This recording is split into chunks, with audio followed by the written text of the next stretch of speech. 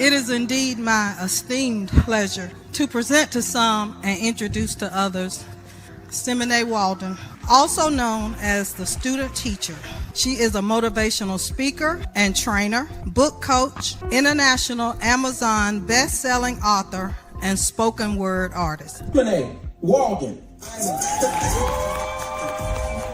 The heart of a teacher so you can close the gaps. And so if we're going to talk about closing the gaps, it became personal for me. And as an educator, it has to become personal for you. And so personal growth is not just about getting new information, but it's about unlearning those limited habits. I just had an amazing time with Simene Walden. She spoke to us about leadership and how it is so valuable to be a great leader and how you have to believe in yourself so that you can lead others. And then the second part with A is you have to radically accept the students that's in front of you because they radically accept us as a teacher standing in front of them. She just spoke to a group of students from the age of 14 through 17 and it was absolutely amazing. I am Lakeisha Hill, the proud principal of our David Taylor Virtual Academy, and I had the distinct honor of having a most wonderful surprise today and meeting Miss Walden. Book her, bring her out. Teachers, educators, you need her. So it's very important who we have speaking into our, it is very important who we go for counsel. The Bible says there's safety in the multitude of counsel. This is how you need to do it. Boom, boom, boom, real quick. Just be ready, because she ready. Simene Walden. Hey everybody, happy Monday. God bless all you guys. Y'all seen a little bit about me, Simene Walden. But tonight, it is not about Simene Walden at all. Tonight is about welcoming all of you that's back to school. I know there are some schools who are already back in session. I done seen the first day of school posts with the babies in the uniform, some not in the uniform. And I say, praise the Lord, it's almost that time. So welcome to everybody that's going to join us. Thank you guys so much for tuning in tonight. And for those of you that's going to catch the replay, whatever city, whatever state you're joining us from, drop it in the comments tonight and let me know where you're tuning in from. We have some amazing speakers. So I know all of you didn't just click on this YouTube or this Facebook for me, right? But I know you clicked on it for one of these amazing speakers. And I'm very thankful and grateful tonight for having. Hey, Dr. Kendra, I'm excited. I'm excited that you are here. So let us know where you're tuning in from. God bless all of you again. If you a good note taker and you want to take some notes in the chat box for us, I welcome you to be our moderator for tonight. I'm usually the one that's doing it. I'm still going to do it. But if you're a person who can actually, what up, Holly? If, New York, what's up, New York? Yeah. Oh, I was in New York recently. But we excited tonight, and so thank you guys for tuning in. Share this with your friends. Text it to about 4 or 5 people. Tell them to come on, especially those that's in leadership, those that's in school leadership. Grayson, Georgia in the building, and so. Check with some friends that you know there's going to be a benefit to it tonight. So you will see that. For all of you that is new to my page, new to following me, my name is Simene, the student teacher. You heard a little bit of the video. I've been in education for like 2 decades now. I can't even believe I lasted that long, but praise the Lord. Middle school English language arts is where I kind of hung myself. Now I do testing and do a lot of speaking and presentations. And so thank you guys so much for tuning in. Jacksonville, Florida. What up, Jacksonville, Florida? We got some Florida people in the building. Maybe you here for the first speaker who's from Florida. And then Dr. Melissa is also from Florida. And so we excited about it. We have an app, y'all. It's called Event T app. Let me see if I can show. I'm going to try to post this link again, but we have an app. And so you can go to the app. It's going to give you the digital guide. I'm going to show it to you really quick so you can know what you're getting when you go on over there. But it shows you all of the speakers information, what time they go on. It has all of their links over there, so you can go and follow them from. Hey, Dr. Chester, you can go and follow all the links over there. Let me share this really quick because we got our first speaker. She ready too, and I'm excited for her to come.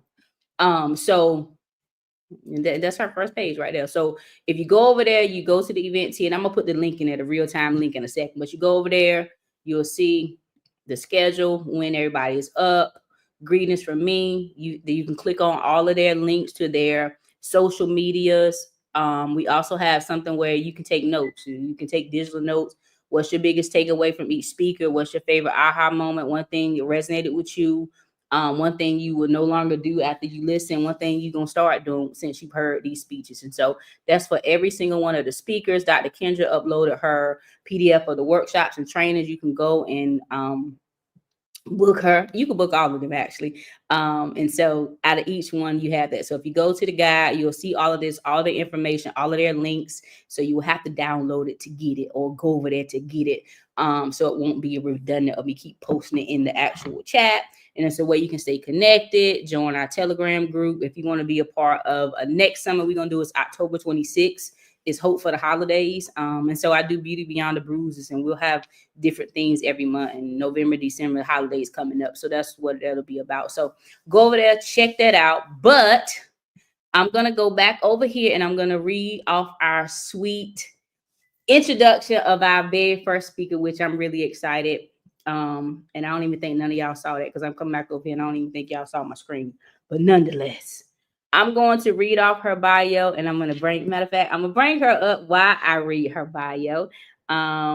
So if you guys can give a virtual clap, clap, clap for Miss Akilah Gina Wilson. Hey. You good? I'm good. I'm good. Hello, everyone out there in digital land. How are you guys doing today? All right. So guys, listen, I'm going to read her bio to you really quick, and then I'm going to get out the way, and so she can share with you guys the amazing presentation that she has for you guys. I met Gina actually at a Heart Talks event in Georgia in the summer.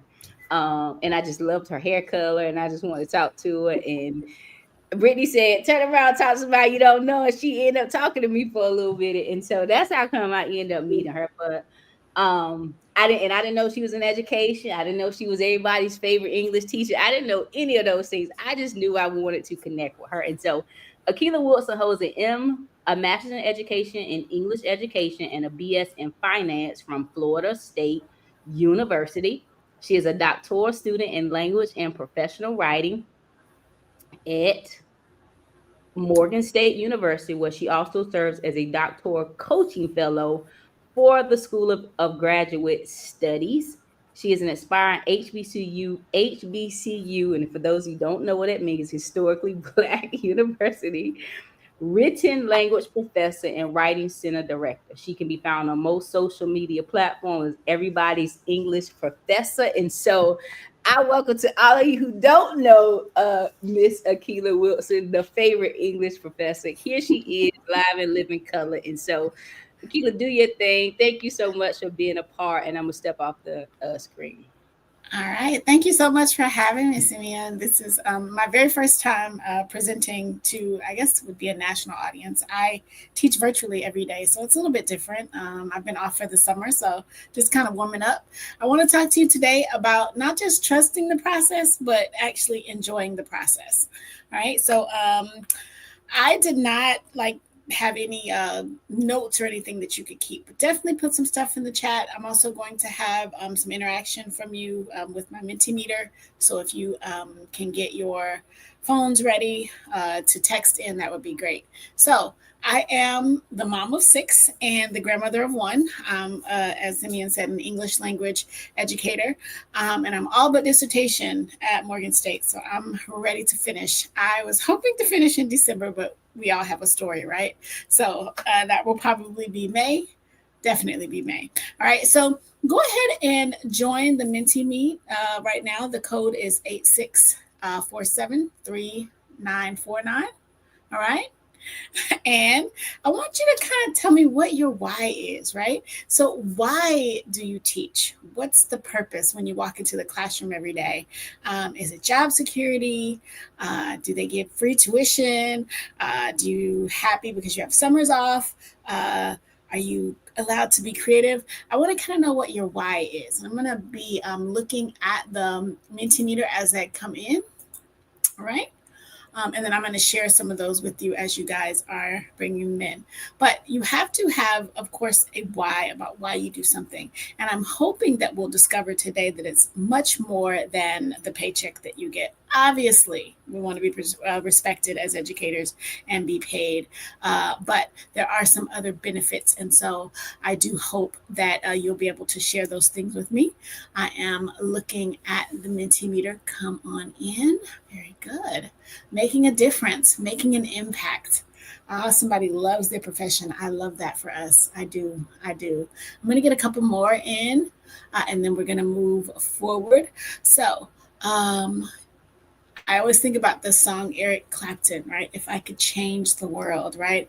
That is definitely why I do what I do. And it seems like such a big thing to think about, right? Changing the world seems so big, but we do those things with little small steps. And so I want to encourage you today to trust that process. Trust the process of going into the classroom and doing the thing that you love. All right. So no student ever came back to me in my years of teaching and was like, oh my God, I loved your curriculum, Ms. Wilson. I loved that. That's not why they come, right? Students come to us for connection. Right? They want to be connected to us. That's why there's this thing called teacher tired, right? Because you have all of these things, all of these people that are grabbing for your attention, and you have to be professional. You have to be poised. You also have to be prepared to meet the needs of all of those people. And none of them have anything to do with curriculum. Curriculum is important, but it does take a backseat to making those connections with people and allowing them to be humans. All right. So what I'm good at in the classroom and what you call a warm demander, if you will, I am stern. I am very I require work, right? And oftentimes when students are in my class, they don't really enjoy it in that moment. But once they get to know me and they understand that I am doing something for their greater good, they come to love me. That step between the first time you meet me and the time that you get to love me is really difficult, not just for them, but for me as well. We are all humans and we want to be liked. We want to be loved.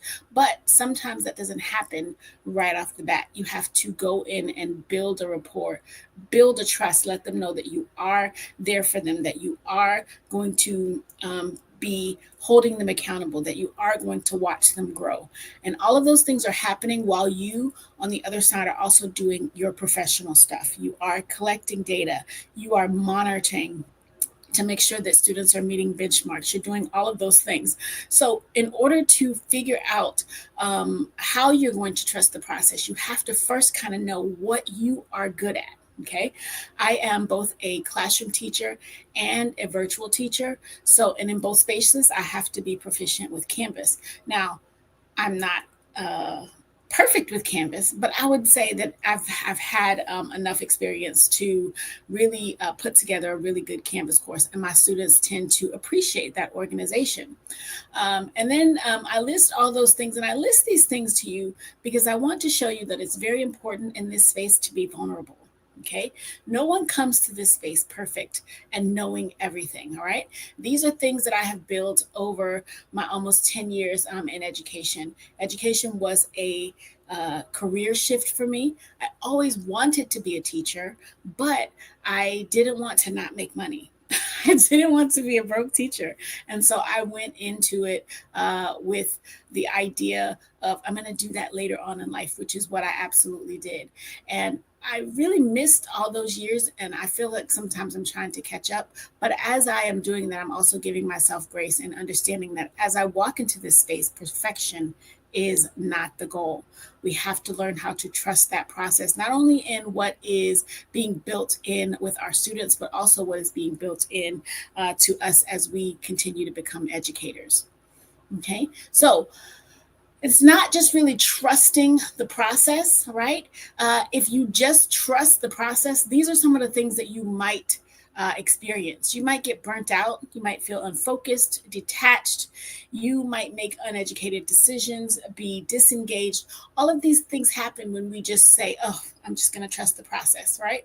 There is more to trusting the process than actually trusting the process. And I know that sounds a little crazy, but trusting the process is in and of itself a process, right? So we come to it wanting to be good, wanting to be considered for Teacher of the Year, wanting to have all of our lesson plans in place and everything all perfect on day one. But in the process, we understand that it's not really all about that. And so what do we do in the process of learning how to trust the process? Okay, so here are some things that I think when I say enjoy the process, I don't mean that every single moment is going to be enjoyable. That's not realistic, okay? There will be challenging times. There'll be difficult times. There'll be difficult students. There'll be difficult parents. There's going to be frustrating administrators. And you're going to think, why are they making us do that one more time? And none of this stuff makes sense, okay? But I want you to retrain that from trusting to actually finding joy in those things, okay? Embracing that messiness, okay? You are not going to get from point A to point B in a line, okay? It's going to look kind of zigzag, all right? Make sure that you are ready and prepared to go for that on that ride. You're always going to be a learning detective, right? So rather than just delivering curriculum, you always want to know how your students think. What's going to keep them curious? How are they going to come in the classroom and be changed by what you have decided to put in front of them? Right?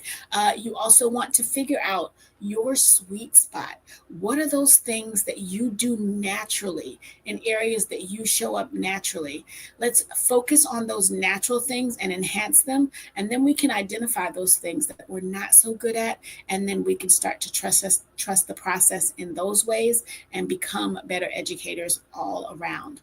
Right. And then finally, I want you to always remember to celebrate those small wins. All right. You don't have to wait until the end of the year to treat yourself to just 5 or 10 minutes of relaxation or any other way that you have decided to honor yourself when you show up.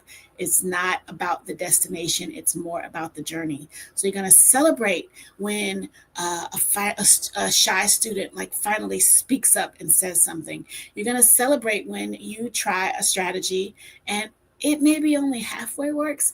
Now you know half of what does and half of what doesn't. You can take what you know and build upon that. So there's always this learning process going on. Remember, we're thinking progress, not perfection. Okay. All right, so I want you to ask yourself, go back to that same Mentimeter, all right? And I want you to, on that second screen, what areas do you need to be developed in, all right? I want you to kind of think about that. And this is what we kind of call our metacognition, right? Where we're thinking about our thinking. In what ways would you need to be developed? And I'll give you a couple moments to kind of think about that. Some of your choices are in building relationships. Okay, some are in delivering content, so like the way that you show up in the classroom, communicating with parents, finishing your professional development modules. I know that's a struggle for some of us sometimes, right? Grading can be difficult, especially for English teachers. Not to say that it's not bad for others, but it's definitely hard on English teachers. We have a lot to read and make sense of. And then finally, also maybe building those IEPs, or if there's something else and you want to share that in the chat, you can definitely do that. I'll give you a couple moments to catch up.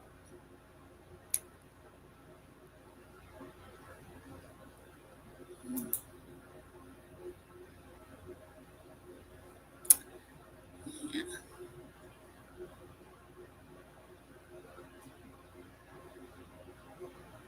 All right.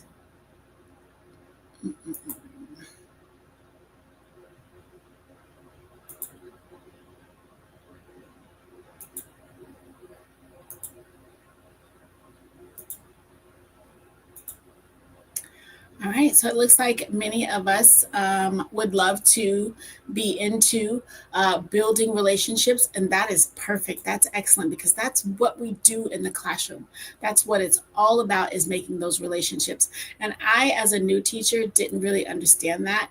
My first year, I was so hell-bent on making sure that I had enough copies for everything, and making sure that I had enough material, and making sure that everything in my classroom was just so. And I would tell the old me now to just chill. Don't worry about any of that. Get into the classroom, get to know those babies, let them know that you honor them by calling them by what they want to be called. If they have a nickname, you honor them by remembering it. If they tell you something about their lives or their families, you honor them by checking up with them later on. And it can be overwhelming that first year. You have so much, but if you are a first year educator, I want to encourage you more than anybody. This profession can be very overwhelming at first, but after you get your footing, please know that it is the best thing in the world to be a teacher. That's just me. Okay. I love being a teacher. I love the connections that I make with my students. I love bringing them content that they would otherwise probably not see. I teach in a district that is not very colorful. And so oftentimes in the 9th or the 12th grade, 11th grade, I am the first African-American educator that my students have seen. And that means the world to me, because it means that I get to choose content for them that they probably will not see beyond my classroom. And I take that very seriously. And so as I go into choosing my content and really figuring out what I'm going to be teaching, I'm cognizant always of the connections that I want to make with them. What do I want to leave them with? How do I want them to feel when they walk out of my classroom? How do I want them to think? Never what I want them to think, but how. How are they going to pick something apart and make sense out of it? And if they can do that with stories that rest outside of their lives, and I think that it helps them to do that with their own thinking. Okay, so when you take care of yourself, there is this ripple effect. All right. We know that when you're in an airplane, they always tell you if the oxygen mask comes down, you put yours on first before you can help others. That is the ripple effect. If you are not caring for yourself, there is absolutely no way that you walk into a classroom and care for everyone else. That also means that you have to have a system for caring for everything and everyone around you. You will not function properly if you're worried about things. And so I would definitely encourage you to put some systems in place so that you will have a process for these things, so that you're not so stressed out about the things that are happening outside of your life, so that when you step and walk into the classroom, your students get the full breadth of who you are. All right. Your students will notice when you are genuinely excited about the things that you are teaching them. They are going to pick up on everything that you do. So if you are having one of those bad moments and you need it, I do this all the time. Let me just collect myself and get myself together, because I don't want to bring that energy to them. So your colleagues will also benefit from you taking care of yourself, because they will too be inspired to do the same thing. Your well-being overall is going to improve. You'll have that self-reflection. You'll be able to take care of self. So not just to take care of other people, but that feeling like I am okay, right? There's not anything like that feeling of knowing that, you know what, even in the midst of chaos, everything is going to be fine. I've set it up that way. I am going to succeed. And then finally, your professional growth is going to accelerate as well, because you are taking care of yourself. Okay. And so here are some practical strategies that I want you to think about when you are enjoying this process, because it's so easy to say that, right? But what does that actually mean? So I want you to start small, right? Keep a journal. I always have a journal next to me, always, always, always. Even if it's just to jot things down. If I don't have a journal, I do have a journal on both my phones. I always need to express myself to get those things out. And then as I'm having some of those difficult days, I will go back and take a look at all of the good things that have happened. And that really is inspiring me to continue to move forward. You also want to try something new, all right? When you try something new, you're probably not going to be good at it. But if you continue to work towards it, then you will be better. At my big age, I just started playing the piano. And every day, about 15 minutes, I just sit down and I go over my chords and I'm learning how to play. It's something that I've always, always, always wanted to do. And this year I said, why not? Okay, so learn something new and also share your successes with your colleagues. Share your successes with your family members. Allow them to love on you, allow them to dote on you, allow them to brag about you, but also allow yourself to do that as well. If you start small in those little things, those are just little ways that you can take care of yourself, all right? You're also making sure that you're looking for growth and not perfection. Where did you start and where are you today? All right. If you go ahead and cross the finish line, what else is there to do? All right. You want to think about this as a marathon, something that you're going to be on for a long time with water breaks in between and places where you're going to be able to stop and literally smell the roses. So you want to view all of the challenges that come your way, not as a, oh my gosh, not that again, but oh my goodness, I get to try and figure this out one more time. And having those moments where you get an opportunity to dive deep into a project and pick it apart is really a wonderful model for your students as well. All right. You want to celebrate, again, those small little yes, celebrate those small, I see the chat going and I love that. Celebrate those small little wins because they equal up to big wins. The Bible tells us steady plodding, all right? Steady plodding, those small little wins is so much better than getting that great big reward at the end, all right? So those little wins lead up to something that's going to keep you strengthened throughout. And then finally, learning what doesn't work. Okay, sometimes you try something and it doesn't work. You don't want to keep beating your head against the wall. If it doesn't work, then it doesn't work, and that's okay. Learning when to maybe table something or shelve it until another time is a very key component to seeking growth and not perfection. Okay, also staying connected, regularly reminding yourself, what is my why? Why am I here? Why am I doing what I'm doing? Keeping student thank you notes visible. Anytime one of my students gives me something, I cherish it deeply.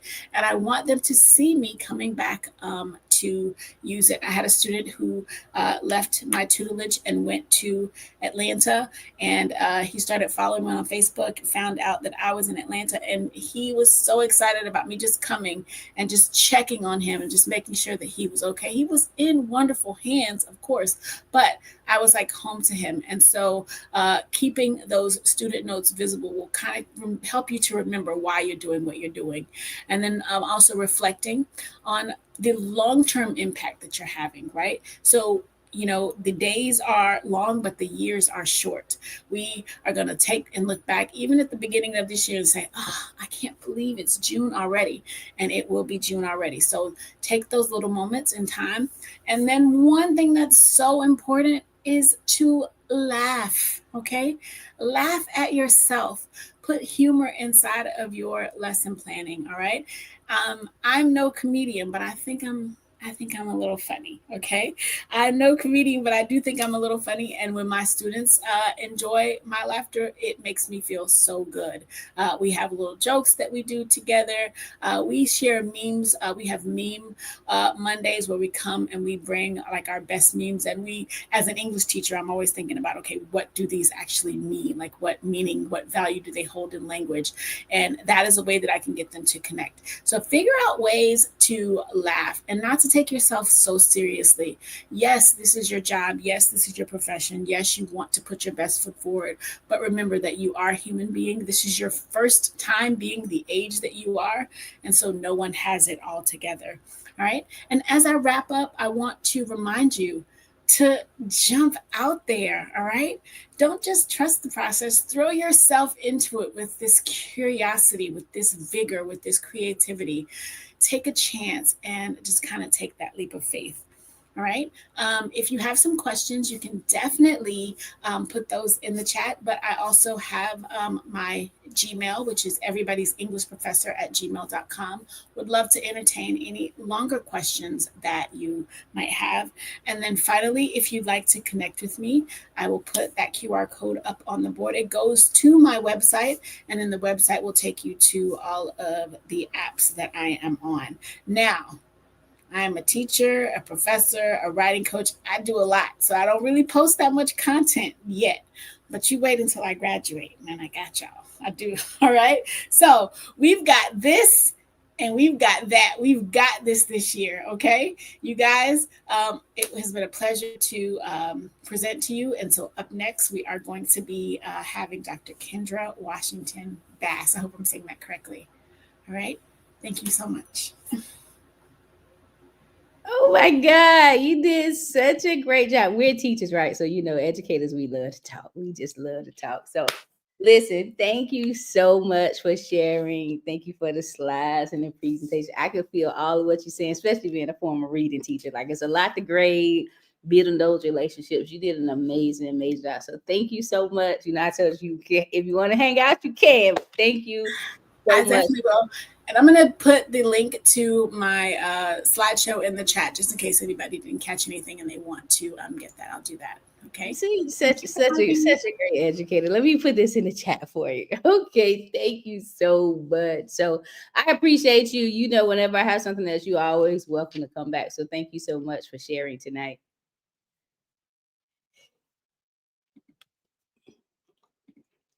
All right, guys, listen. You know what I'm saying? When we start off good, we just know it just continues to get better, right?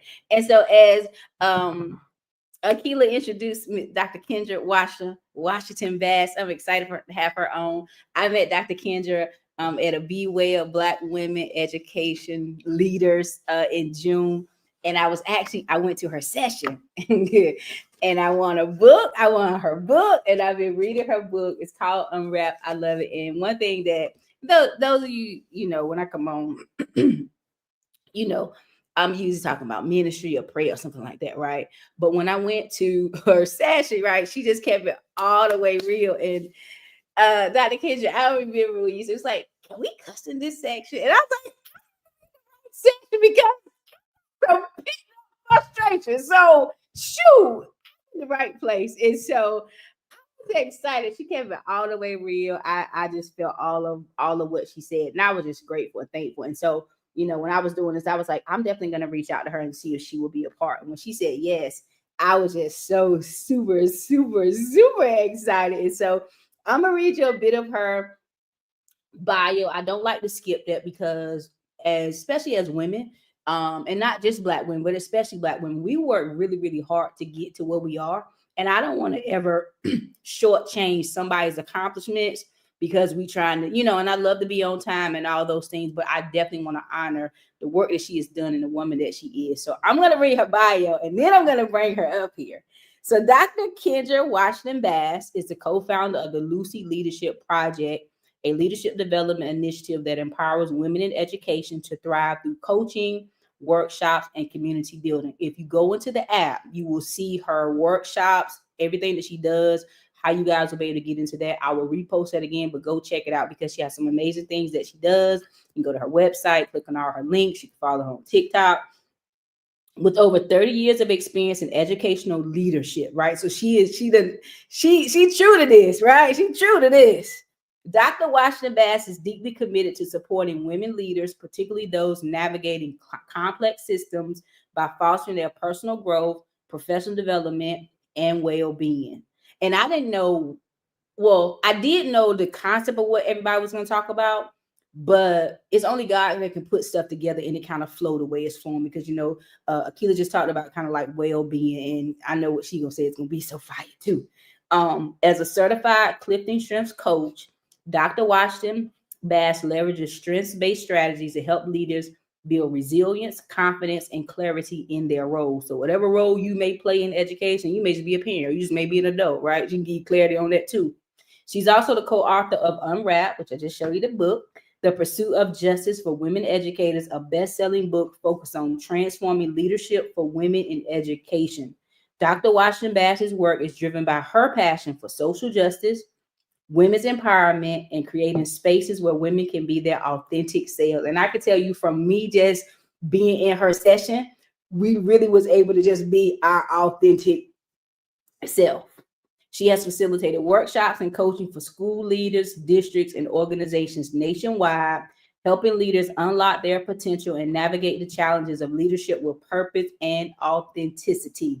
Through LLP, Dr. Washington Bass continues to inspire and equip women to lead with courage, to lead with clarity, to lead with compassion, building strong communities of support and transformation in the educational sector and beyond. And so, without further ado, I want to bring to the virtual stage Dr. Kendra Washington Bass. What up, family? Hey, Simene, girl, how you doing? I'm good. How you doing? I'm so good, and I'm so glad that you invited. I've been busy and just, you said keep it real. I just been like, good. Can we just catch a break? I mean, the chaos, right? And so this is right on time, because even when putting my notes down and thinking about what I was going to talk about in service to this discussion, I was like, this is going to be a love story to the women who are listening. So brothers, this is how you get to keep us in love. But this is going to be a conversation for sisters. So I'm just saying that straight up. Well, listen, I appreciate you, because I was like, I'm going to ask her, because I know, especially this time of year, I know it's really busy going back to school. And I was like, I'm going to ask. So thank you again for saying yes and keep it all the way real. That's how I met you. And it's like this authentic you. So I was like, whatever she said, we rocking with it, because it was good that day. I was in your session. So listen, you have the floor. Thank you so much. I really appreciate it. Thank you, everyone. And thank you so much, Simene. This is awesome. Again, let me just reintroduce myself. So just in case for those of you who just logging on, I am Dr. Kendra Washington Bass. I am the proud co-founder, along with Kelly Peaks-Warner, of Lucy Leadership Project, and also the co-author of this best-selling book. Yes, I am going to brag. Unwrapped, The Pursuit of Justice for Women Educators. And as I just finished saying, this book and this conversation that I'm going to have with you, albeit brief, is sort of a love story to you. And I want to thank you for showing up today. For many of us in the South, today was the first day of school. And some of you are logging on knowing that tomorrow is the second day, and you're so busy and so tired. And so I do not, it doesn't go unnoticed that you are tuning in. So thank you so much for showing up for this session, but thank you for showing up for you. Now, before we jump in, let me just tell you a quick story. And this is what's going to ground the conversation around what's in your leadership bag. So I remember walking into a meeting one day, you know, the kind of meeting when you already know what the energy is going to be like, what it's going to feel like. I had my laptop, I had my notes, I had my ideas, and then I had this bag. It felt like it had bricks in it. And I'm not talking about a physical bag. I'm talking about this idea of having words, emotions, all of the things that have taken into this meeting with me in this bag. So why does this bag feel so heavy today? That's when it hit me. It's not just the stuff in the bag. It's everything that I have been carrying. The pressure to prove myself, the expectations that I never agreed to, and the silence that I had to hold. So all of that was in my bag. So today, what I want to give you the opportunity to do is we're going to unpack the bag. So not just my bag, I'll share some of what's in my bag, but yours too, because it is actually time to stop dragging all of that weight behind us and start moving with freedom, with purpose, and with joy. So let's talk about what's in the bag. So some of you may have heard or recalled Erykah Badu's song, Bag Lady. And I really took some time to unpack that song, lyric by lyric, line by line. And in the song, she says, one day, all them bags gonna get in your way. So if you're not familiar with Erykah Badu, I think y'all need to look it up. How are you not familiar with Erykah Badu? If you're not familiar with Erykah Badu, we got another conversation we need to have. But you need to check her song out, Bag Lady. And she says, one day, all them bags gonna get in your way. So we carry a lot, and most of it isn't even visible. Now, there's stuff that society puts in. So let's start with that. It's those things that are unspoken, and sometimes they're spoken, those micro or macro isms, right? Be twice as good. Never make a mistake. Be strong and not intimidating. Speak up, but not too loud. It's that ping pong. And for Black women, it is the mental gymnastics in our heads, what to be and what not to be. There's the stuff that society puts in, again, those things that we sort of take with us. But there's also the biases and stereotypes, the ones that follow us around from room to room, from work to home, even when we have the credentials in hand, the doctor, the EDS, the specialist. You still have to deal with the angry Black woman label. Yep, I had to sidestep that a couple of times, more than I can count. And then there is this self-imposed pressure. And we talk about that internal voice. And for me, it was little Kendra. Don't mess up. Don't slow down. You heard Miss Wilson before this talk about the speak in our minds that tell us that we need to be perfect. Right? So for a Black woman in my space, it's almost this weight of do not mess up. Don't give them even an ounce to say that I'm not worthy. And we carry that. That becomes an additional weight. Plus, we don't want anyone to see us sweat, right? Black don't crack. And we mean that figuratively and literally. But inside, when we peel away the layers, we see the scars and we carry that with us. So my question to you all who are joining, brothers and sisters, what's in your bag right now? What are you carrying that maybe, just maybe, you didn't even pack? You know how when you go and look at your luggage and you pull it down after you haven't been on vacation or been away, and you open it up and you're like, there is my belt, or that's where that sock was, or I found that piece of jewelry. You didn't even know you had it in the bag. Y'all, we are walking around with our bags with stuff in it we didn't even know we had in there. We should have been taking it out, or things that someone threw in there and we didn't even know we were carrying it. So here's the truth that we usually don't say out loud. Carrying all that stuff is heavy. And when we heard Fannie Lou Hamer say, I'm tired of being sick and tired, what she was talking about was carrying all the weight of someone else's mess, our self-imposed mess, and mess that we even forgot we were carrying. So let's go back to Erykah Badu a second. In her opening of the song, she said, bag lady, you gonna hurt your bag. That's the first line. Why? Because when we're carrying that type of weight, it shows up in our bodies as backaches, as headaches, as exhaustion. It physically eats at us. It is not a figment of imagination that we have hypertension in the Black community, that we have heart disease, chronic heart disease, or we're eating our feelings in some kind of way, because that type of weight adds to our physical exhaustion. It shows up in our minds. Yes, we start second guessing ourselves. We start shutting down. We start staying silent when we want to speak up. Now, I'm usually a person that is not scared of saying what I want to say, but if you start to hear me diminish my voice, then you know that my bag just got heavy. And then sometimes it shows up at home. Now, I'm talking about taking things from work or outside of our home, but when we show up depleted and when our bag is heavy, the people who love us the most gets what's left. They don't get what's in the best of us. So listen, We are never meant to carry it that way. Ancestrally, we're never meant to carry it that way.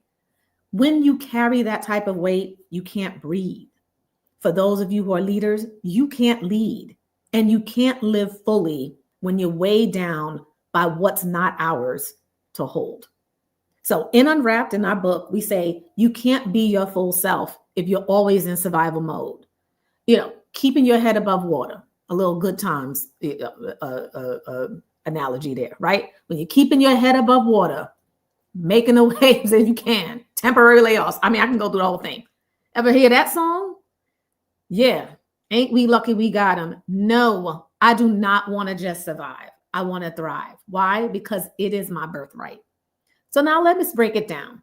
Let's keep going. If we're going to unpack the bag, here's what it's going to look like. And I hope that with anything you take this segment, step one, name it. Call out whether it's a toxic belief, it's an old story that you've been holding on to, it's something or someone who's handed you something years ago. I want you to name the thing that's really heavy in your bag. And I'm not talking about start with the pebbles. Go for the brick and the boulder. Go for the thing that's the hardest to pick up. Name it, because you can't release it if you won't recognize it. Number two, now you got to release it. Give yourself permission to take it out of the bag and drop it. It is not a bad badge of honor to keep it. That badge of honor says, I can do it all. Girl, throw that in the trash. Dude, pluck that out of here. Or if you're now what's in your bag, if it's a big boulder or something like that, you might have to kick that sucker or get a bulldozer, but get rid of it. And then last, once it's gone, it doesn't mean fill it back up with additional boulders.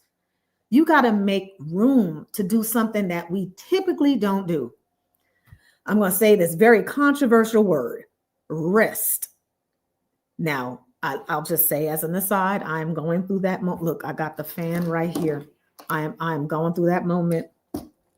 And rest is a little hard, but rest, joy, boundaries, taking a breath. We are so on to be busy, to gain worth from the busyness. We forget to sometimes wake up in the morning and just let the sun hit our face. Say good morning and thank you, God, that I woke up.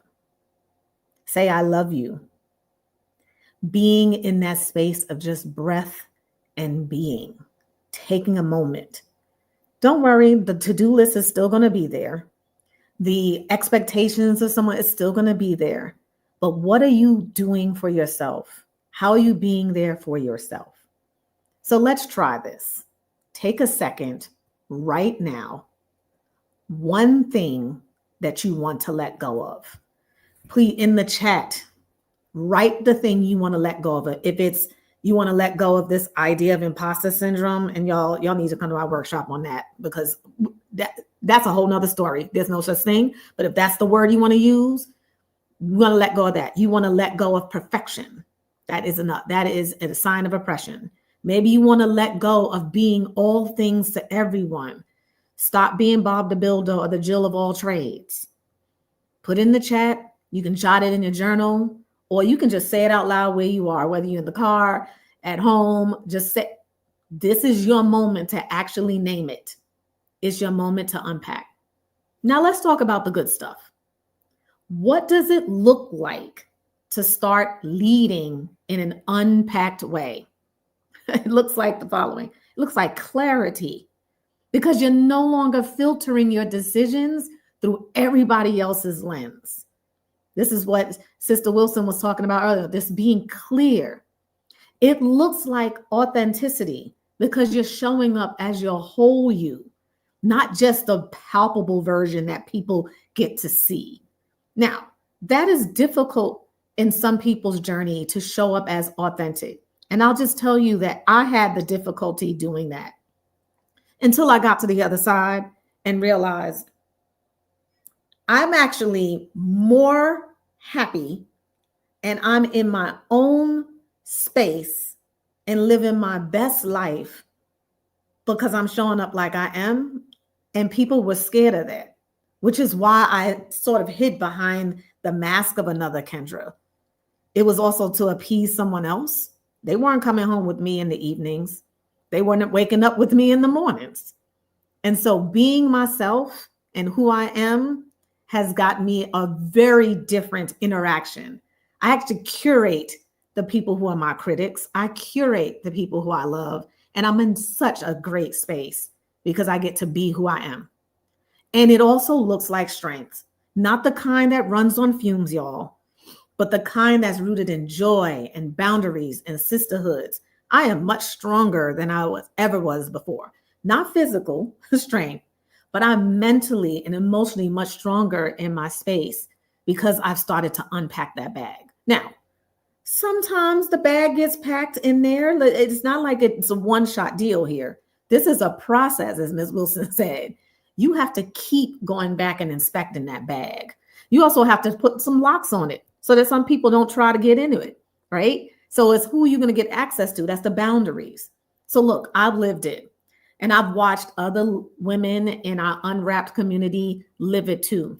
So when we put some of that weight down, we finally have the space to breathe. We finally have the space to learn, to dream, to lead with intention and not with endurance. And yes, there's a debate about the word resilience, because resilience means you're pushing through even though you're tired. There's something about enduring. And there's something that I'm going to ask you not to endure.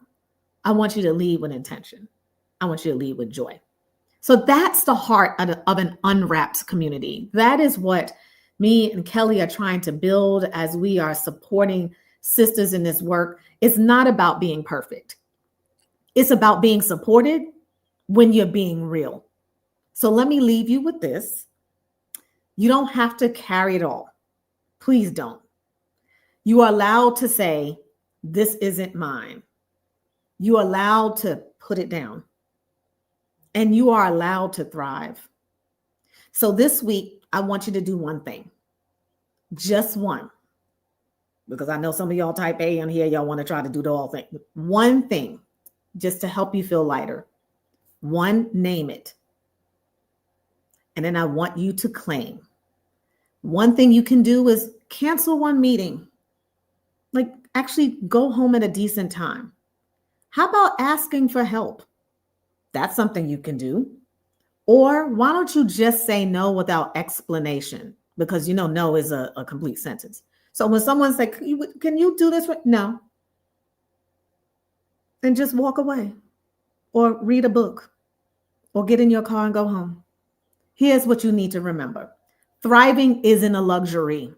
It is your right.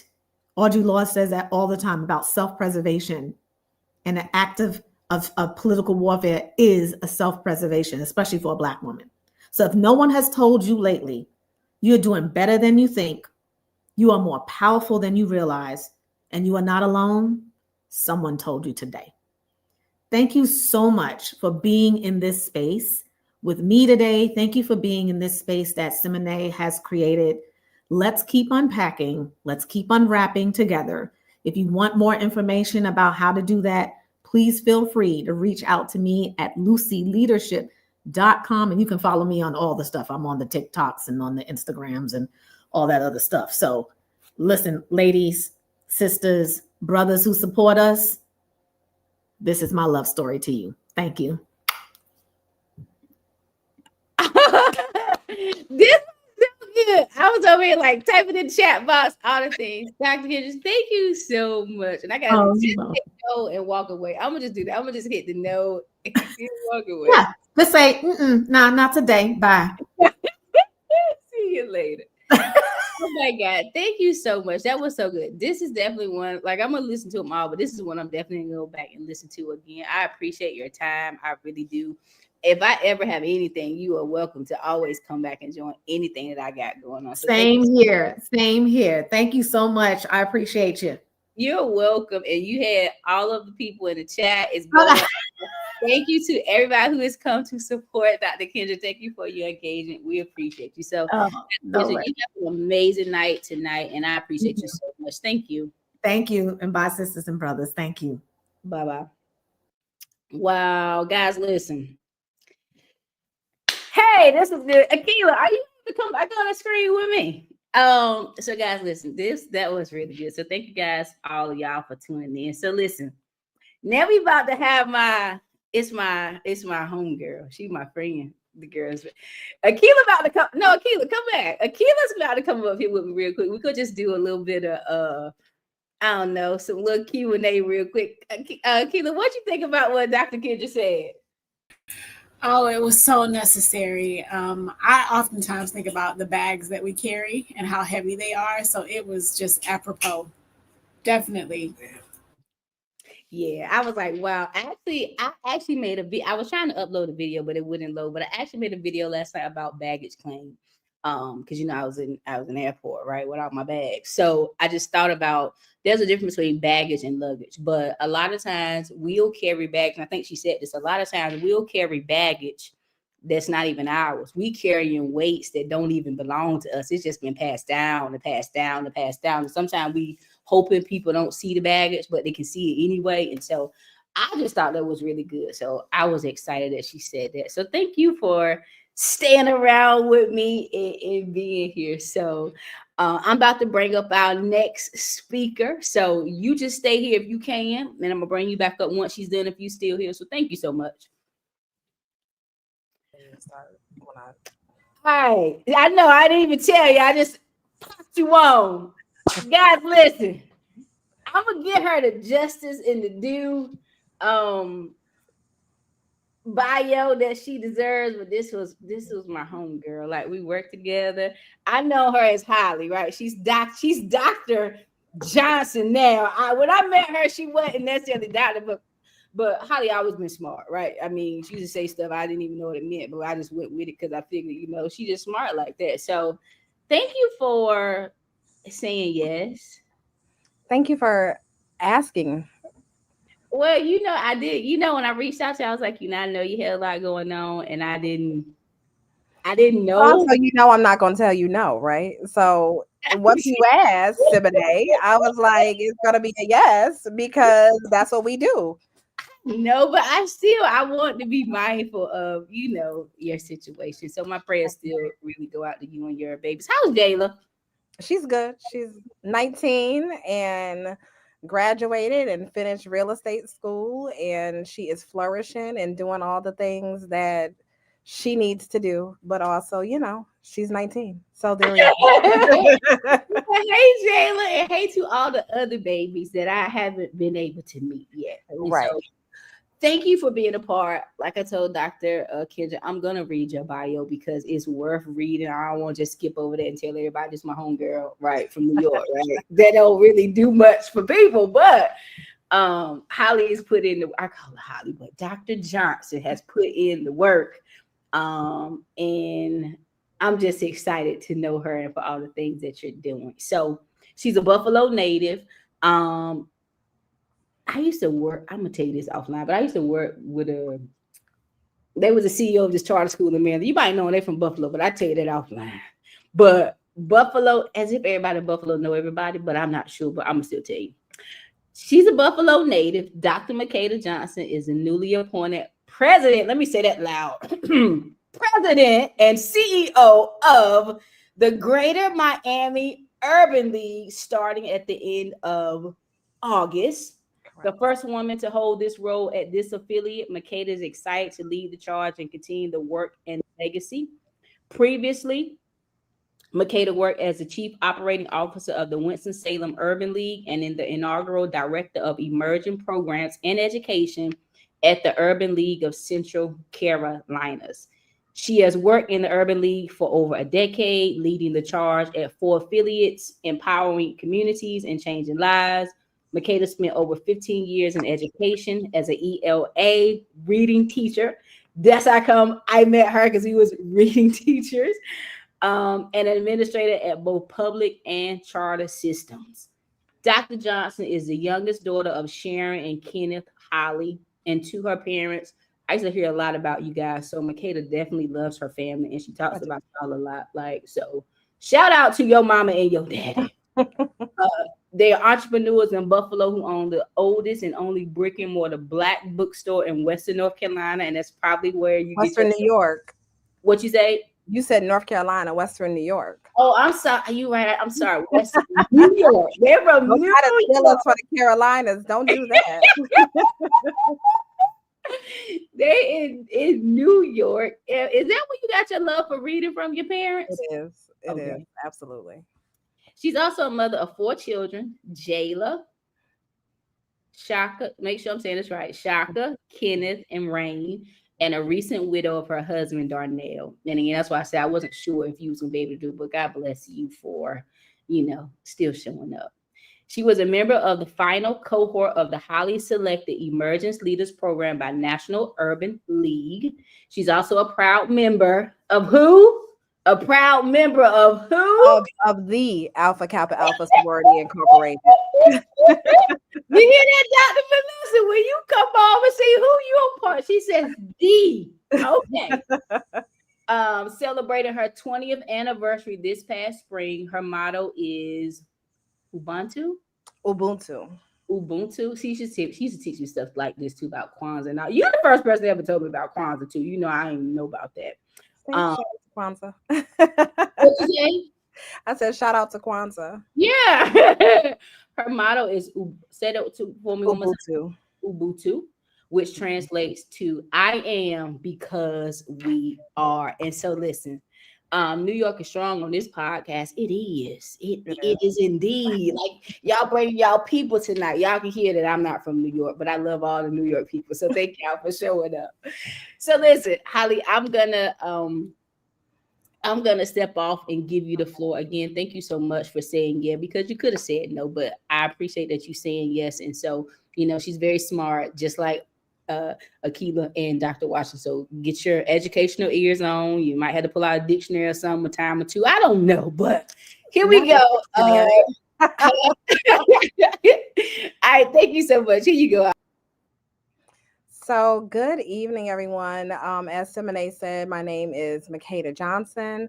I am so happy to be here. I am currently, or the incoming, newly appointed president and CEO of the Greater Miami Urban League. I am so excited to step into my role and to do the work of the Urban League movement. I've been with the Urban League for over 10 years, so I am happy to go into the role, happy to be able to do the work, and happy to be the first woman CEO that this affiliate has had. And the Urban League has over 92 affiliates in the United States. And so I'm excited to continue to do the work. So what I'm going to talk about today is called Grief No More, Honesty Within Loss, and to truly be beautiful beyond bruising. So the easier definition of grief is a major loss and your response to that loss. And people have different losses. So as we're going into new roles, new year, walking new paths, what that may look like is that you may have to deal with some loss. And that loss could be a person, it could be a place, it could be a thing, it could be an emotion, it could be a feeling. Your loss may be you going from one school to another, one district to another.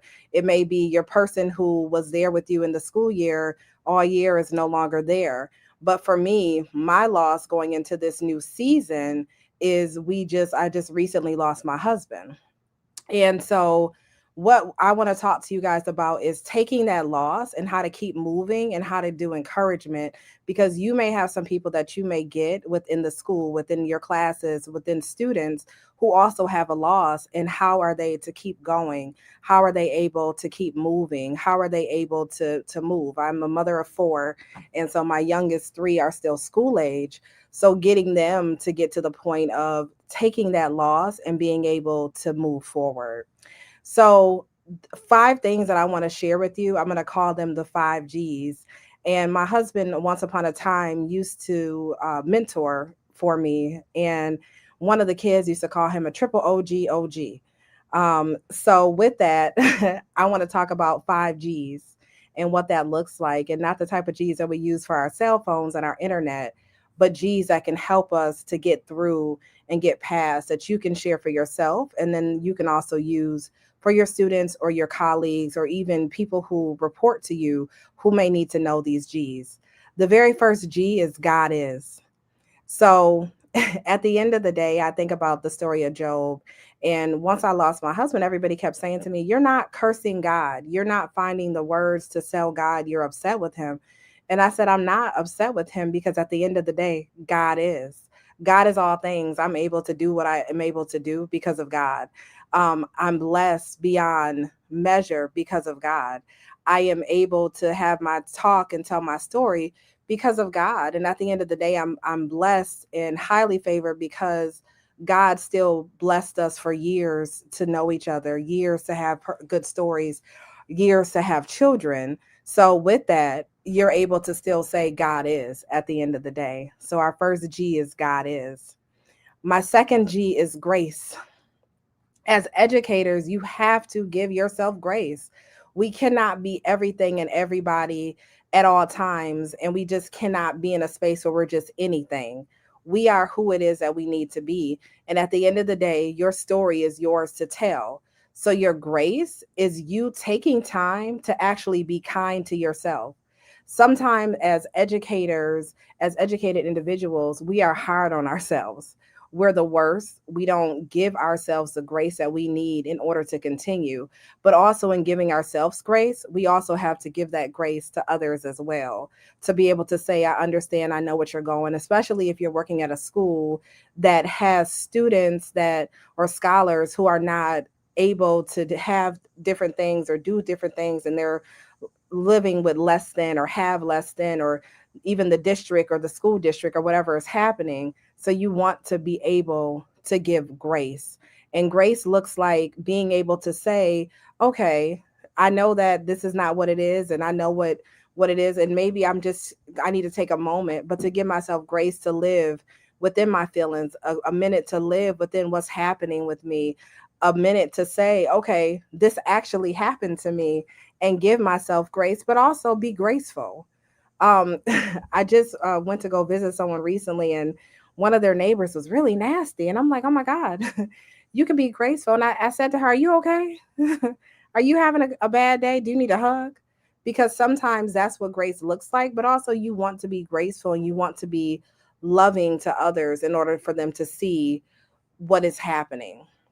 The third thing is grief. So with grief, you have to acknowledge it and let it fuel you. So one thing I just said to my son the other day, my son had a moment where he was missing his father. And so him and I were having a conversation. I said to him, well, what are you missing? And he said, I don't know. And he said, I just want to talk to dad. And I said, talk to him. And he said, Mom, what do you mean? I said, talk to your dad. Talk to your dad. Talk to him. Tell him what it is and how you feel and what it is that you're going through, and the things that you wanted to say to him. Have a moment and have that conversation with him and be able to tell your dad how you're feeling. Tell him that you're missing him. Tell him what that is. But in the same way that I'm telling my son to talk to his thing or to his father is the same way that I'm telling you anything that you've lost, you can also speak to it and have a moment to it and write to it and say to it, you know, this is how I feel that I don't have you anymore. This is how I feel that you're no longer in my life. This is how I feel now that I'm at a new school district, now that I'm teaching within a new area, now that school things have changed. I mean, we see the way of the world right now and what's happening with the Department of Education. Speak to the loss. There is grief there. There is loss there, but you have to acknowledge it and you have to let it fuel you and not just be a situation of something that you're like, oh, well, this happened, but whatever. No, acknowledge it and let it fuel you. The fourth thing that I want to say is go. Go fast, go far, go together, but most importantly, go authentically. So what does go mean? It means that you don't have to stay still and sit in your grief. You don't have to sit still and sit in your bruises. You don't have to sit still and be in a space and a place where you're just sitting still and letting it to consume you. Go. Go and be who you are. Go and do the things that you need to do. And you don't have to do them alone. There are villages, there are people. This is a village that Simene has put together right here, that you're able to go with others, that you're able to go. But also, again, make sure you're going with who you are and not putting on a mask of who you want to be or who you think you are, but honestly being who it is that you are. Lastly, number 5, grow to know. And Dr. Washington Bass just talked about this, and she said no, and I agree with her. No is a complete word. You don't have to say anything after that. You could say no and drop the mic. You could say no and walk away. You could say no and not do anything. And if you're not feeling comfortable, you have to grow to act authentically say no. And once you say no, there is nothing else that you have to say after that. You don't have to explain yourself. You don't have to explain why you're saying no. You don't have to explain what that no looks like or why that no has come about. No. And that's it. And that is also part of what it is that you have going on or what it is that you need to know in order to have it. So I'm going to go through my 5 G's again. You have God is, because he's everything. He is the one that allows us to move. You have grace. You have grief. You have go. And lastly, you have the grow to know. So if you've ever met me while I was teaching or working in education, and even now within the Urban League, if somebody ever asked me, and even on every day, how I'm doing, I always say I'm living the dream. And people go, are you living the dream or are you living a nightmare? Especially during the time when I met Simene, one of the schools that we worked at, people were like, are you really living the dream? And I'm like, yes, I'm living the dream. My dream was to educate others, to teach others, to work with others, to be a sounding board, to work with students, to make sure that they had what they needed in order to be successful, especially if they did not have what they're going home. So yes, I have been living the dream. And even with the loss of my husband, with the loss of the father of my children, I'm still living the dream. I can still live in and say, wow, we had good times together. Wow, this was amazing. And as I walk into my next role, as I walk into what is my purpose, as I not walk into what God has for me that nobody can take away from me, I am allowing my inner beauty to shine and my bruises to be no more. So Simene, thank you so much for this time and everything. And I hope that you guys got something from my 5 G's. You muted. Oh man, I gotta laugh all over again. I said we definitely got something from your 4 G's. Your 4 G's. Thank you. Like how you thank you so much. Like as calm and poised, as you are, it's like, wow, look at the strength that you really have. And like to hear you talk about that, I know that's something you actually living out. And then when you was like, do you need a hug? I remember you used to say that. Do you need a hug? Like, you all right? Like it's a lot for me to say, do you need a hug? Because if you know me, you know I'm not a hugger. Like, don't hug me. It overwhelms my emotions. Don't touch me. But I will hug those that I love and care about once we're in certain seasons. Yeah, I appreciate you like so much. So thank you again. Listen, anytime I have something, you can always come back. I know when you start your thing with Urban League, that's gonna get busy, but anytime I'm doing something, you can always be a part. Congratulations again. I will continue to keep being your family and my. But also, Simene, thank you for doing this because you don't have to, and you heard the call and you're willing to do it. So thank you for listening. Everyone doesn't hear. Some people hear the call, but they don't answer it. And you didn't have to. So thank you for the work that you're doing. Thank you. That means a lot coming from you. Thank you. Listen, baby, I love you. Have a great night. And I'll be sending you messages to check up on you soon. It's okay. I'm gonna stay on to the end. I want to hear everybody. Okay, well, so I'm gonna take you from the back, and you can definitely stay back here, or you could just watch whatever. But yeah, I'm gonna take you from back here. Okay. All right. Thank you. Thank you. You're welcome. Good night, everybody. All right, guys. So listen, it just keeps getting better and better and better, right? So, excuse me. Yeah, it just keeps getting better. So this next lady that I'm about to bring up here, she holds a special place in my heart. Really, she does. And so, I met Dr. Melissa a couple years ago at a Black Educators Rocks conference. I submitted my proposal and it was accepted. I was all excited. I went to Jacksonville, Florida, where they had it. And you know, when people hosting things in person, you kind of see them, you know, busy doing their thing. So I kind of got a glimpse of who she was, but didn't know her. And then the last day I was leaving early on that Sunday, and I saw her and I was like, can I take a picture? She was like, sure. And I took a picture of her and I posted how excited I was about it. And then she reshared it. And I was like, oh. And so I was just instantly like following her and just really like, I felt like God put a tug in my heart to just be drawn to her and to pray and cover her. Because I made a post about this, how sometimes, you know, when you see people in leadership and you see people doing a lot of great things, that leadership, when you have put the leadership role, it looks good to people, but there's a lot of work that goes in the back end of that. There's a lot of things that happen. There's a lot of good success, but there's also sometimes where people may betray you, people may hurt you, people may try to sabotage what you got going on. And so, you know, in that season, it was like, I just wanted to be a support system to her as the person. And I'm glad that I was able to do that. You know, sometimes you don't always handle things right. And I don't think when I stopped working with Dr. Melissa in Black Education, I don't think I handled that too well. But it's like, you know, you have to come back sometime and just say, Lord, let me make it right with the people who looked out for me. And she's one of those people who opened the door for me. I don't even know why I'm getting emotional, Dr. Melissa. So I'm just thankful for who she is, who she's been to me. I'm going to read her bio. I'm going to bring her up. So let me bring you up. Hey, you muted.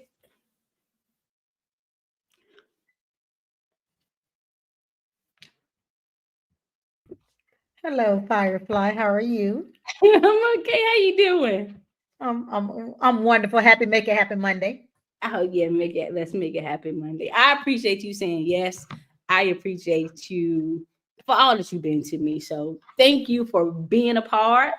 And like I told Dr. Kendra and Dr. Makeda, I'm gonna read your bio. I had to go and, you know, find it, and I found like a bio. I had to go find the bio, but I'm gonna read it because, guys, me telling you all these things, you have to know the work that she's also put in to become the woman that she is. And that is, I don't think, and you probably heard this before when people say like, oh, you're so pretty, right? And I think a lot of times people overlook the fact that you can be beautiful on the outside, but if you're not as beautiful on the inside, it wouldn't really matter. And getting to know you for the time I did, it's like you're just a beautiful person, and you really do give and give and give. And it's like, I pray that God continue to put people in your life that will give back to you as much as you give to them. Thank you. I definitely received that. You're welcome. All right, so let me read Dr. Melissa's bio to you guys. Currently touted as a success and high performance strategist, Dr. Melissa Nolan Chester is a former professor who taught on the collegiate level for approximately 15 years. Dr. Melissa, where did you teach at? FAMU, Florida State, Grambling State University, and here in Jacksonville, University of North Florida, and online at Southern New Hampshire University. All right, so she knew, she ain't new to this either. She true to this too. She is a 3-time Amazon bestselling author and also the co-founder and CEO of a nonprofit, Black Educators Rock Incorporated, a national nonprofit for minority educators and those serving minority students. So if you're a Black educator, join Black Educators Rock. All right. Black Educators Rock Incorporated flagship initiative is an annual summer professional development conference. The Rock Conference, BER Incorporated, also has 3 internet stations: Elevate Media, Enlighten Media, and Empower Media. The organization is also in the process of creating BER Publishing, which will publish educational materials that reflect today's society. Dr. Chester is committed to serving and impacting the lives of others by improving their situations through consulting, facilitation, and speaking. Her dedication and passion to assist individuals and organizations is evident in the many seminars, workshops, and programs as she participated in and implemented. Dr. Chester is also a broker, realtor, and a Florida licensed real estate instructor.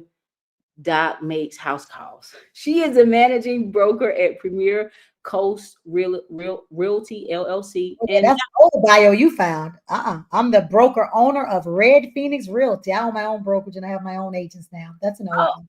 Oh, okay. So let's try this. She has her own stuff now. Tell us what it is again, Dr. Melissa. So I am the broker owner of Red Phoenix Realty, and I also own Red Phoenix Real Estate School. So if you want to become a part of that, check her out. Didn't you guys just have y'all annual real estate conference? Wasn't it a conference? Yeah, I was in California. Yes.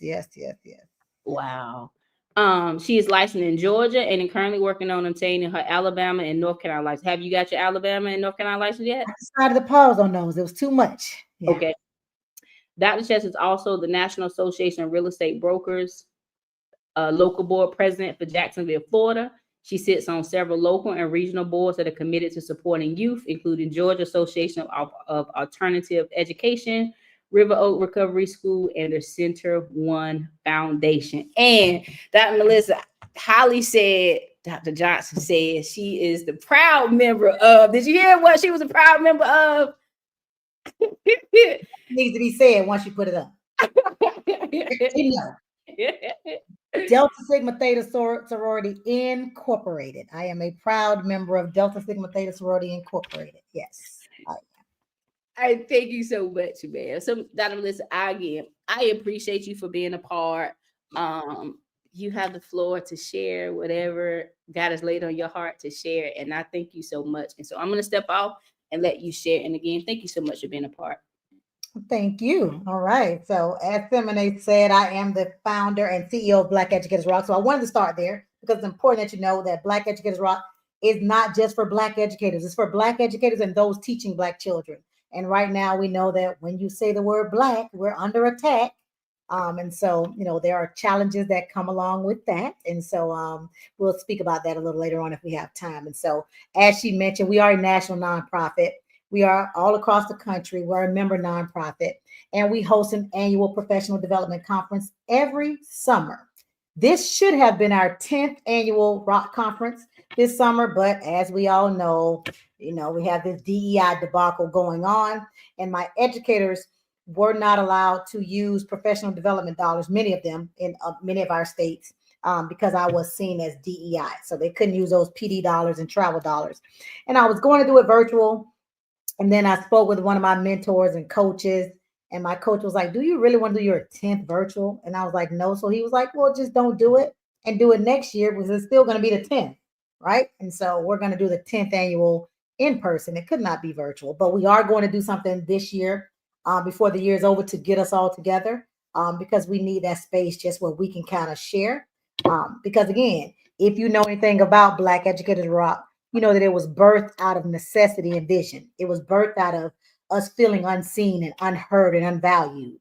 And so we started a community that ultimately became a movement.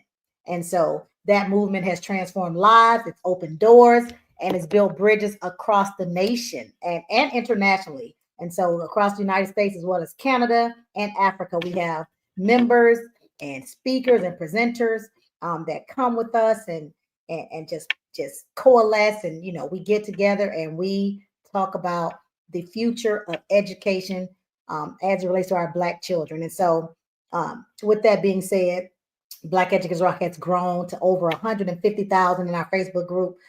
And during the time of growth, we've also had some losses. And so I do want to take this time, and we've lost others, but these are 3 that I know personally. And I just want to make sure that I mention them. And so I just found out today that Bianca Avery, who was there for my inaugural conference that we had in 2016 in Orlando, Florida, I just found out that she transitioned, her breast cancer returned. And so prayers out to Bianca Avery. I think Bianca was in, I don't want to get it wrong, Oklahoma or Tennessee. She was somewhere Midwest. Then we had Dr. Elandra Napper. We called her the dancing doc.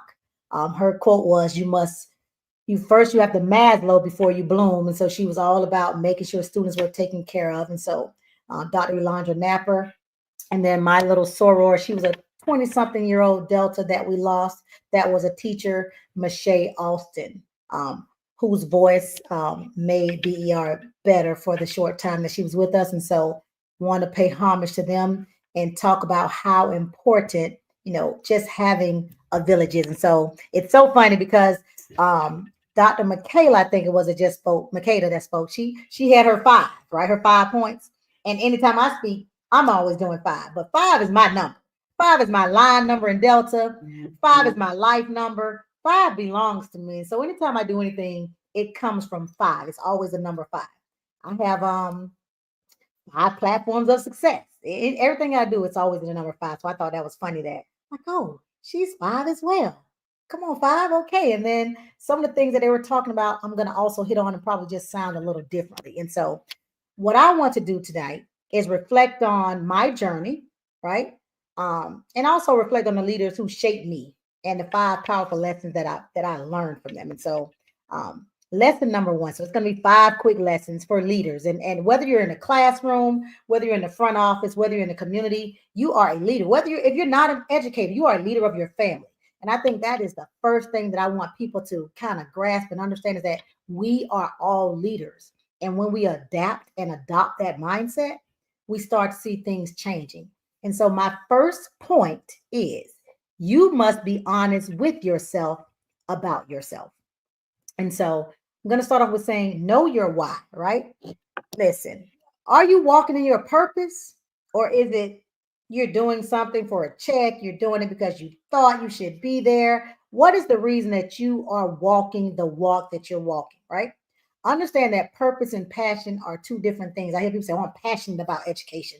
I'm passionate about whatever it is that you can fill in the blank. But is that your purpose, right? Because remember, purpose is always sustains. Purpose sustains. When the applause stops and the fire dims, that purpose will keep you standing. So do not lie to yourself about who you are, what you need, or what you're called to do, right? So often I think people are stuck because they're in the wrong place and space, because they have not been honest with themselves. And so be honest with yourself and ask yourself.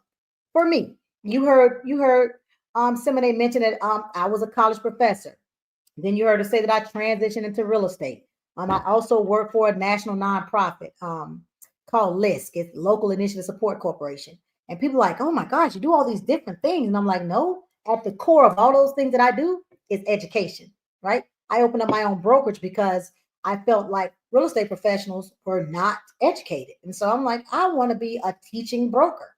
I opened up a real estate school because at the core of me, God created me to teach, right? I know that's what I'm supposed to do, is teach. I'm supposed to get information and share that information. That is my passion. That is my purpose. That is my God-given gift. And so I'm honest about that.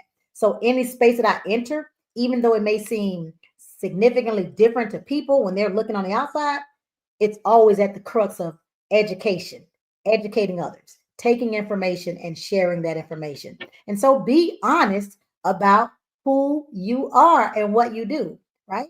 Education is the core of who I am. And so I wanted that first lesson. Now, when it comes to Black Educators Rock, guys, listen, when I say probably every educator that you've thought about following, you think is doing some great things, I'm gonna say 80%, because Dr. Kendra, I don't know her, but one of my colleagues in BER told me about her. And said, oh yeah, I know Dr. Kendra well. I'm gonna say we have the powerhouses, right? We have some powerhouses. And I'm going to name a few in a minute, but it's going to be tied to my second point, which is the power of the village. Guys, you must have a village. And the village does not have to be local in nature. It can be virtual. It can be however you create this village, but you have to have a village. The power of the village is unstoppable. Understand that none of us rise alone. Dr. Makeda talked about Kwanzaa. Every year we do Kwanzaa. We actually started Kwanzaa. I think I started 3 years ago, and we host an annual Kwanzaa from December 26th to January 1st, and we go daily through the 7 principles of Kwanzaa. And like she said, I am because we are Ubuntu. That is one of the principles of Kwanzaa, and that is what the village is founded on. Like we're all better because we rise together, right? The education powerhouse that you guys see, they didn't just appear, right? They were nurtured, they were challenged, and they were supported by a community. Their success is proof that when the village shows up, children soar. So build your tribe and be someone else's village, right? In our village, I'm proud to say that, I have people like Dr. Chika Akua, Principal Kafele, who my next point comes from, because I call this the lessons that I've learned from other leaders, right? These are lessons from other leaders. And so Dr. Chika always talks about the village. That's something he always talks about. And so there's Dr. Tommy Mabry, who I watched be like a beginning speaker who is like a household name now. And I would dare to say that he would tell you that Black Educators Rock played a part in that. He was one of our first presenters at our inaugural conference, he and Principal Kafele. And just to watch his trajectory has been phenomenal. Dr. Sean Woodley, another one, Teach, Hustle, Inspire. All of these are people who are a part of the Black Educators Rock Village, because the Rock Conference is where we all come together and learn from each other. Coach Carlos Johnson, Dr. Marcus Jackson, Principal Sean Hurt. I mean, when I say, and I'm going to get in trouble naming names because there's so many, Dr. LaRue Fitch, Dr. Sharon Hargo Porter.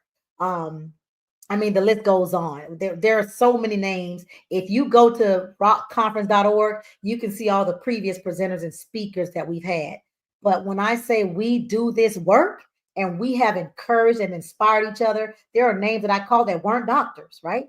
Dr. Tracy Oliver became a doctor. LaRue, Dr. Mabry. There are so many of us that have got doctorates, that have written books, that have become speakers and presenters because we're around the right people. We're around, again, those people who are nurturing and challenging and supporting us. And so if you do not have a village, today is the day that you got a village, that you get a village. And when you get that village, this comes from Tommy Mabry. He likes to say, but what if the village is corrupt? So you got to be making sure that you're intentional and discerning about who is in your village, right? Because you do not want people in your boat who, while you're rowing, they're secretly drilling holes behind your back, right? And I have experienced that. So be intentional and discerning about who's in your village, right? So again, number one, you must be honest with yourself about yourself. Know your why. Know if you're walking in your purpose. Number two, understand the power of village. Number three comes from Principal Kafele, right? He always asks you, who are you as a leader, right? Understand that you are the common denominator in every situation that you enter. I don't care if it's your family dynamic, if it is church, school, relationships, you're the common denominator. You're the one thing that never changes.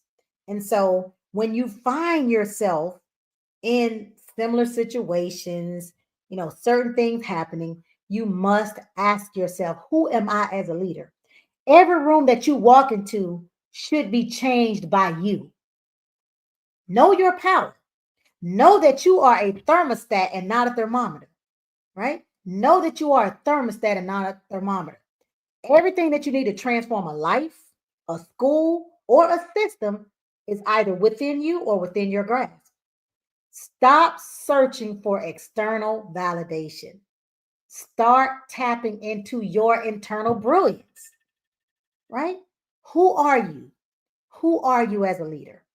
You are the common denominator is number three. And number four, this one comes from Dr. Marcus Jackson, guys. Listen, Dr. Jackson says, take care of your people. Take care of your people. Everything can't be about data and testing. It has to be about hearts and homes. When you love, lead, and lift your people, guys, those scores are going to follow. People do not follow titles. They follow compassion. If you focus on the affective domain, everything else will follow. In Black Educators Rock, we have 3 areas of focus. And the one that I tell people, because they say, well, what makes you different from other organizations? And it is that.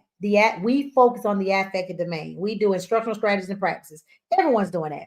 Everyone's making sure you know what you're doing when you're teaching. We're doing professional knowledge, but we're also doing that advocacy work, right?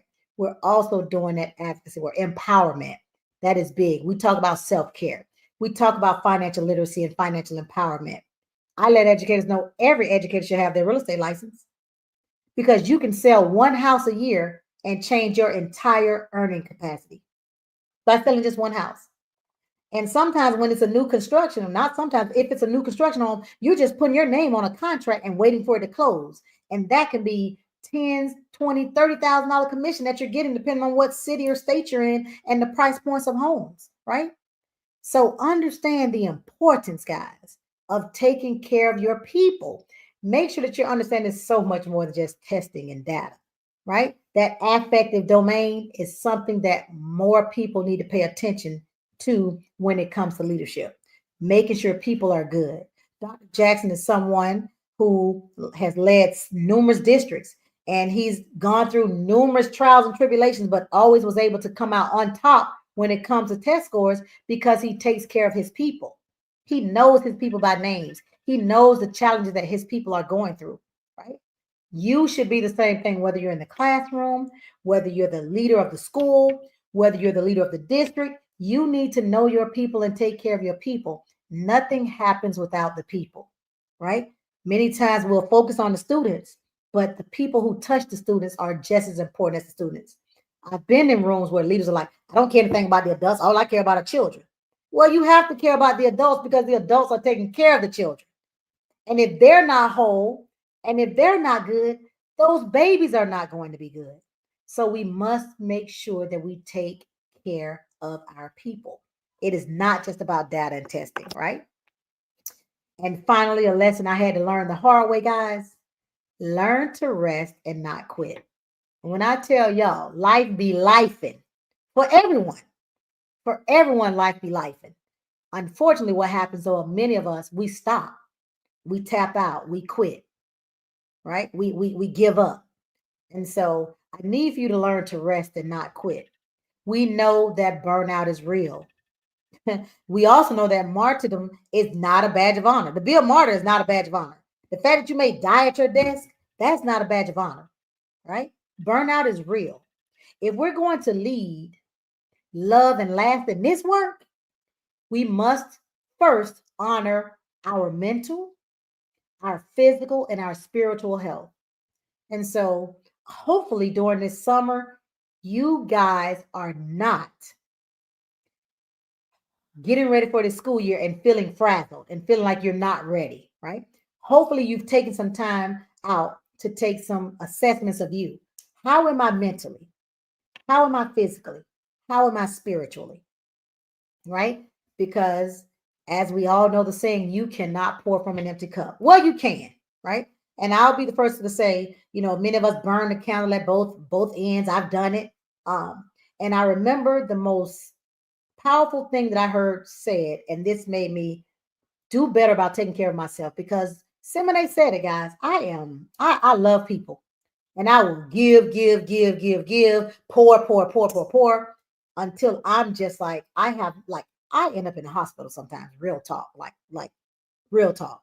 High blood pressure. I'm not eating. I'm not drinking. I'm just running because of the many things that I do. And I heard Iyanla Vanzant say one time on the Oprah show that it is disrespectful to pour from a half full cup. She said, if you truly love people and it truly is about serving others, then you honor them by making sure that you're good. You can't serve others when you're not good. You can't, you're doing them a disservice by serving them from a half-filled cup. And that was something that hit me, because I realized I'm not me-centric. Most people are me-centric. I'm other-centric, right? And so when she said it, I'm like, wow, just think about if I were helping somebody else and how much better that help would be if I took care of me. And I was not over here with a hunger headache. I was not over here, my pressure out the roof, right? Think about that, guys. Make sure you are putting you first. Learn to rest and not quit. Many times we burn out because we just give, and we never rest. We pour out until we're completely empty, we're completely depleted, and then we have nothing left to give. We cannot do that. You cannot pour from an empty cup. Take naps. Take your lunch to school. Take your bathroom breaks. Say no. I've heard that a lot tonight, right? Say no, something that I'm still learning in my life, right? What I've learned is that, so I've been asked, well, why don't you like to tell people no? And my answer to that is because I know what it is to be told no or not have the help. And I know what that feeling's like. And I don't want anyone else to have that feeling. And so I tend to overburden myself, because I'm a believer of, if you put it on your plate, you got to finish it, right? Because I'm come from the old school. So if it's on your plate, you have to eat it. And I tend to put a lot on my plate, y'all, a lot. And so because I have the belief that, well, it's on my plate, I have to eat it, right? I have to eat it. Sometimes, guys, it can get overwhelming. It can, right? And so what I've learned to do is learn how to say no. It is hard for me. Dr. Makeda, Dr. Kendra, that's the hardest thing for me to tell people no. But I am learning how to do it. I'm learning how to do it. And I'm doing it in a different way than just saying no, right? I do it differently than most people. What I do is I say not now, right? Maybe later, but not now. It's just the timing right now is not good for me, right? Because we all must protect our peace. Because again, in order for us to serve others, we must be at our full capacity. We have to be at our full capacity. So, because I want to honor time and I want our next guest to get on here, I want to leave you with this. Guys, we're not just educators. We're legacy builders. You're not just a leader, you're a light. And even in the darkest seasons, the light still matters. So to my fellow educators, I want you guys to keep rocking, keep rising, and above all, keep believing in the power within, because that people is what is going to change the world, right? And with that being said, Simene, I'm going to bring you on back and let you do what you do. That is so good. So like I'm really used to you in the leadership. Are you a teacher? Yes, but I'm so used to you like being leading and kind of telling us kind of how things are going. So to sit and listen to you tonight, it's like it's like a breath of fresh air. Like, oh my gosh, thank you so much for sharing. And I love the fact how you included the people that has been a part of BER, right? Because you are a people centered. Like you don't forget people. Like you make sure you call out your people who support you and that you support. And I like that so much. And that's one of the things that I loved about BER, because I even shared on the post, like you the one who opened the door for me to be on Good Morning America in Washington with Dr. Sharon in Cortland because of BER. And so when you have opportunities, you really do open the door for other people. And I appreciate that. And something you said, like what it is for people to tell you no, so you don't want people to feel like that. And it's like, yeah, I kind of get that too. So I appreciate you so much for coming on, for taking your time out, because you have a lot to do. And I'm going to I don't know, how can I reach out to you about the real estate? Because I was like, well, shoot, maybe I can sell a house. Because I am a part of, like she said, National Association of Real Estate Brokers, NAREB. That's a national real estate organization. I did serve as the local board president here. I'm the immediate past president. I'm on the national level now. I'm chair. I'm over education. I'm the chair of education. I've done DEI with them. I've done grievance. So this is real estate professionals all across the country, y'all. So we have our own network. So if I'm looking to have somebody buy a house in Maryland, I'm picking up the phone and say, hey, my Maryland realtor, my Maryland broker, I need for you to help Simene. And so actually on the website, if you go up under the resources with blackeducatorsrock.org, it'll say it has the real estate on there, and you fill it out, then I connect you. Because all of my friends have schools in the respective states and cities. And so it is something I feel like every educator should have, is their real estate license. I have teachers here who make $80,000, $90,000 extra a year. I sell a house. Seven, yeah. I mean, it's not bad. It's not a bad gig at all. It's not a bad gig at all. And I would be remiss if I did not say, I said my coach and mentor, but something else I want you guys to know along with Village is collaboration, because you said that. You guys notice I mentioned many individuals, and they all are their own superstars. They're all their own bosses, have their own entities, but they're all a part of Black Educators Rock. Guys, it is okay to collaborate. Yeah. Collaboration versus competition any day. And so one of the organizations that we collaborate with that I want to make sure I mention, because they have been phenomenal to Black Educators Rock, is Off School Grounds Coalition. If you're in New York, you should know OSG. And we're across the country. We have OSG South and others, but Off School Grounds Coalition is Dr. Dennis McKesey. That is my coach and mentor.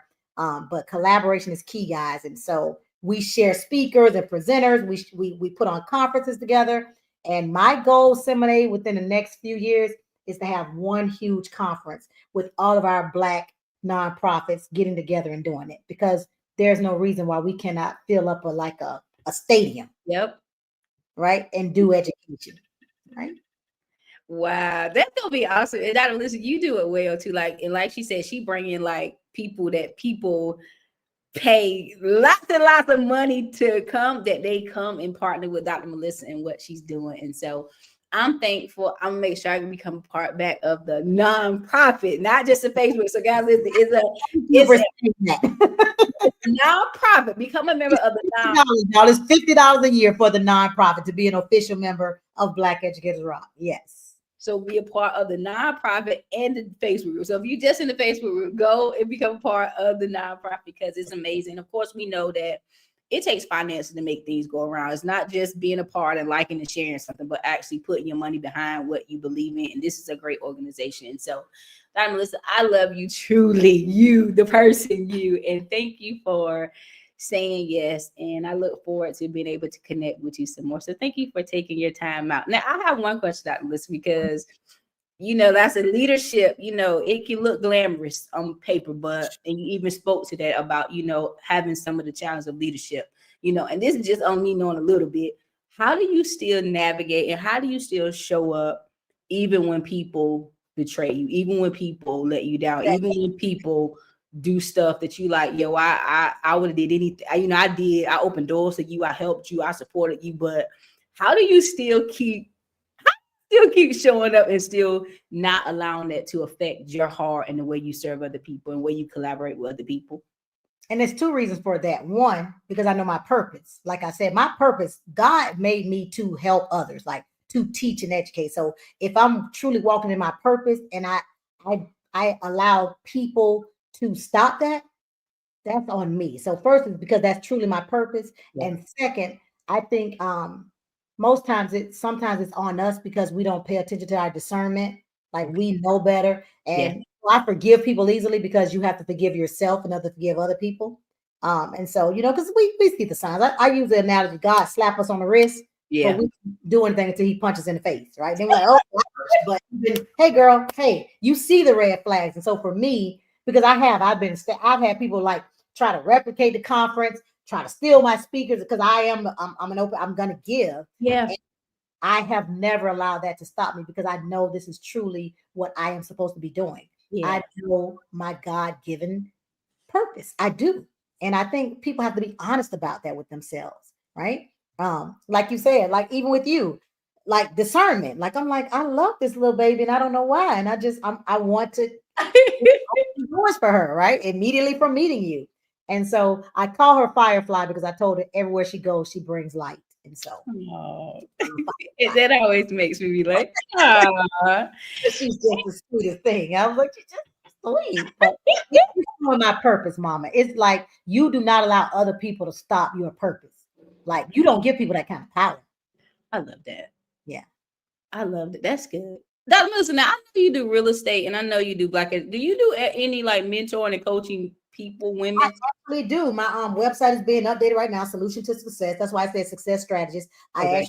Because people do need help sometimes just like figuring out certain things. So I do mentoring and coaching and I do some training, etc. So yes, Solution to Success. You can go to it now.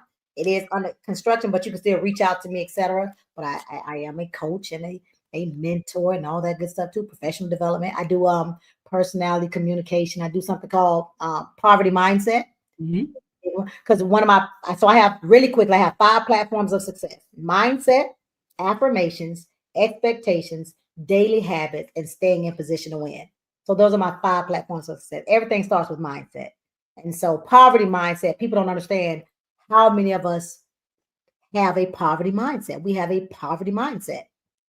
And so that's where I start at. But yes, I do coaching and mentoring and all that good stuff. So guys, now y'all see why she was our keynote speaker, right? So listen, go follow Dr. Melissa on all the platforms. Go to Solution to Success, go to Rock Conference, follow her up on what she has going on. If you see her post, I'll see her post on Facebook and Instagram. They're always so encouraging. Thank you so much for being encouraging. And that just helped me about your purpose. How you say you don't give people that much power over you to stop what you got going on. That right there, that spoke to me. And then you said the last one was rest, but don't quit. That was like, learn to rest and not quit. Too many people quit. They don't just rest. Yeah. Just rest. Yes. I appreciate you so much, Dr. Melissa. Thank you again for taking your time out because I know you could be doing 1,000 things tonight in a month. All the things. I was cooking dinner because I have 14 and 13-year-old boys. I was scrambling, got him from football practice. Like, boy, I gotta speak. I just put this together right before we got on here. So listen, but for you, I would do anything. Oh, thank you. Well, you did an amazing job. And the reason why you can put it together in 5 minutes is because it's your work, is what you really do. This is what you do. So you were just speaking from your heart and getting it together, but we know this is what you really do in real time. So I love you. Thank you so much. And you know, you're welcome to come up here anytime, and whatever I can do, I'm going to get back a part of BR. So whatever I can do to support you as a woman, as a person, and BR, just let me know. I'm ready to get back. I'm ready to get back going. I took a rest, but I'm now ready to get back to the work. You took a rest. You didn't quit. Now I will see you soon. All right, I will see you soon. Thank you so much, Dr. Melissa. Like I've been watching everybody else. Okay. All right. Thank you. Good night. Wow, guys, listen, Akilah, are you available to come back up here with me? So, guys, listen, let me bring Akilah back up. Hi there, I'm still here listening. That was so good. That was so good. Everything is so good. Do you know Dr. Melissa? I do not, but our stories are so similar. I was a real estate broker for 14 years, and then I went into education. So we kind of have like that flip-flop. I didn't keep my license. Because it was a lot. But that's just so inspiring. She's very inspiring. I love that story. So she's in Jacksonville, Florida. So I don't know how far. It's not far. And she said she taught at FAMU in Florida State. And I was like, Rattlers, because I live in Tallahassee. So, yeah. Okay. So if you ever become a part, like Black Educators Art is really a really good organization to be a part. Like, it opened so many doors to me. I met so many other great educators just from being a part, and with her just, you know, being a giver that she is. So I would say definitely check out Black Educators Rock. And become a part because she does some really, really good things. So Dr. Melissa, this is Akilah Gina Wilson. So you see her face now, and hopefully we'll see her on the other side of BR. So Akilah, thank you for rocking with us. We got one more speaker. His name is Dr. Phil, like not the white guy, but he's a black guy. Dr. Phil. So I'm excited. So I'm gonna take you back off real quick, and I'm gonna introduce him, then I'm gonna bring him up. So okay, thank you. So guys, listen, this has been amazing as always. Like Dr. Melissa is a rattler too. Akilah, if you didn't know that she's a rattler, go Rattlers. And so we have and you know, I love our women. Like I do love our women. You know, I'm a woman, but I also love when we get the male perspective. And this is one thing I would say about Black Educators Rock. Black Educator Rock has a lot of male speakers doing their things, right? They have it's a lot of males that come and support the work together of what Dr.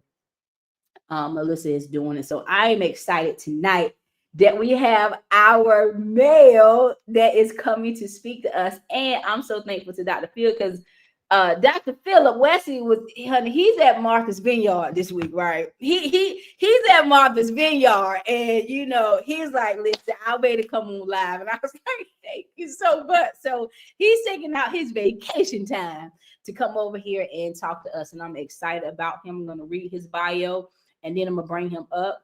I met Dr. Phil through Black Educators Rock in the Facebook group initially. And then I was on his podcast and I shared this on the post. And then in June, I seen Dr. Phil again. Matter of fact, I don't know if you remember this. Last year, I wanted to go to the speakers conference and I posted in our DMV chapter.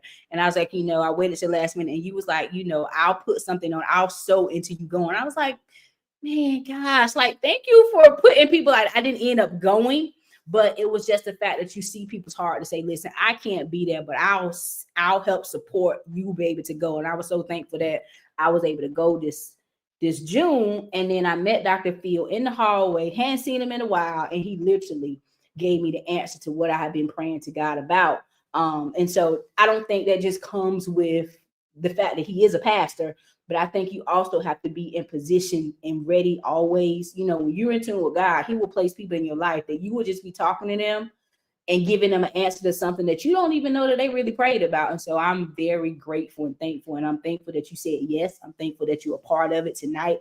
And I pray that God continues to bless you. So I'm going to bring up our last speaker for the night. He brings the masculine bravado, the man's perspective to this tonight.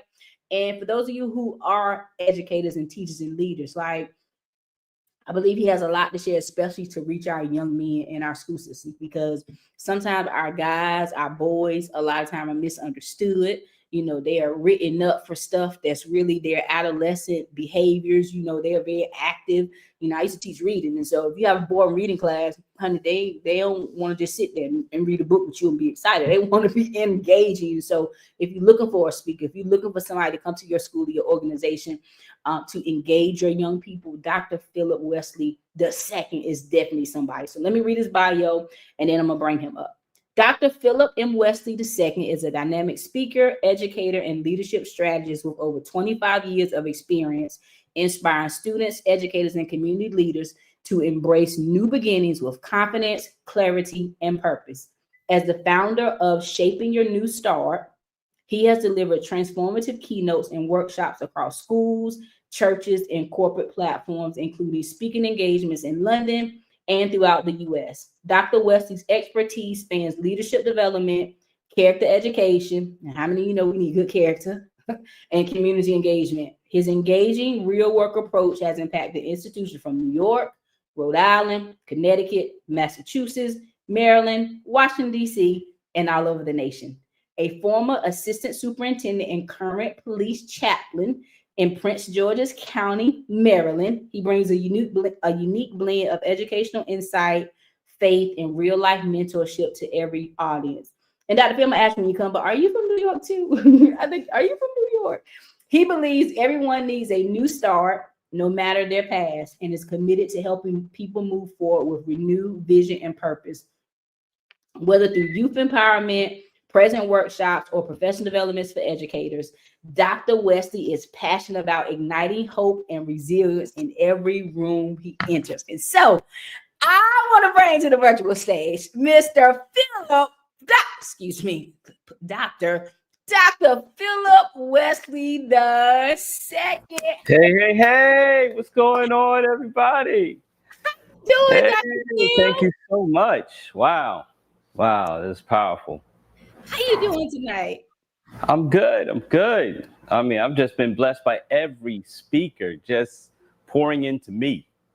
It has been good. And I was like, man, Dr. Phil's he's at the Vineyard, Martha's Vineyard, man. Like, thank you so much for being able to do this live. Like, I really appreciate it. When I see you come on, I said, oh, he ready. And so I'm really excited.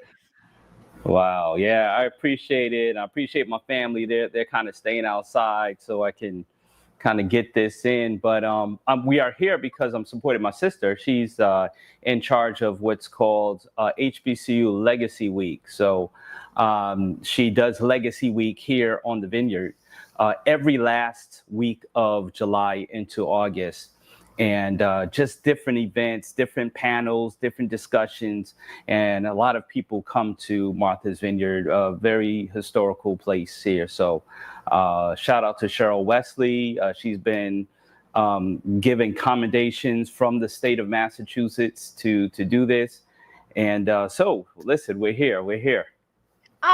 Listen, that is so cool. I'm gonna have to get the information, and I'm gonna post this in our side of our link because I never heard of it. I know when you made a post, you was on the beach like sleeping, and I was like, oh, yeah. What is HBCU? So I would definitely say you tired. You done work to help your sister.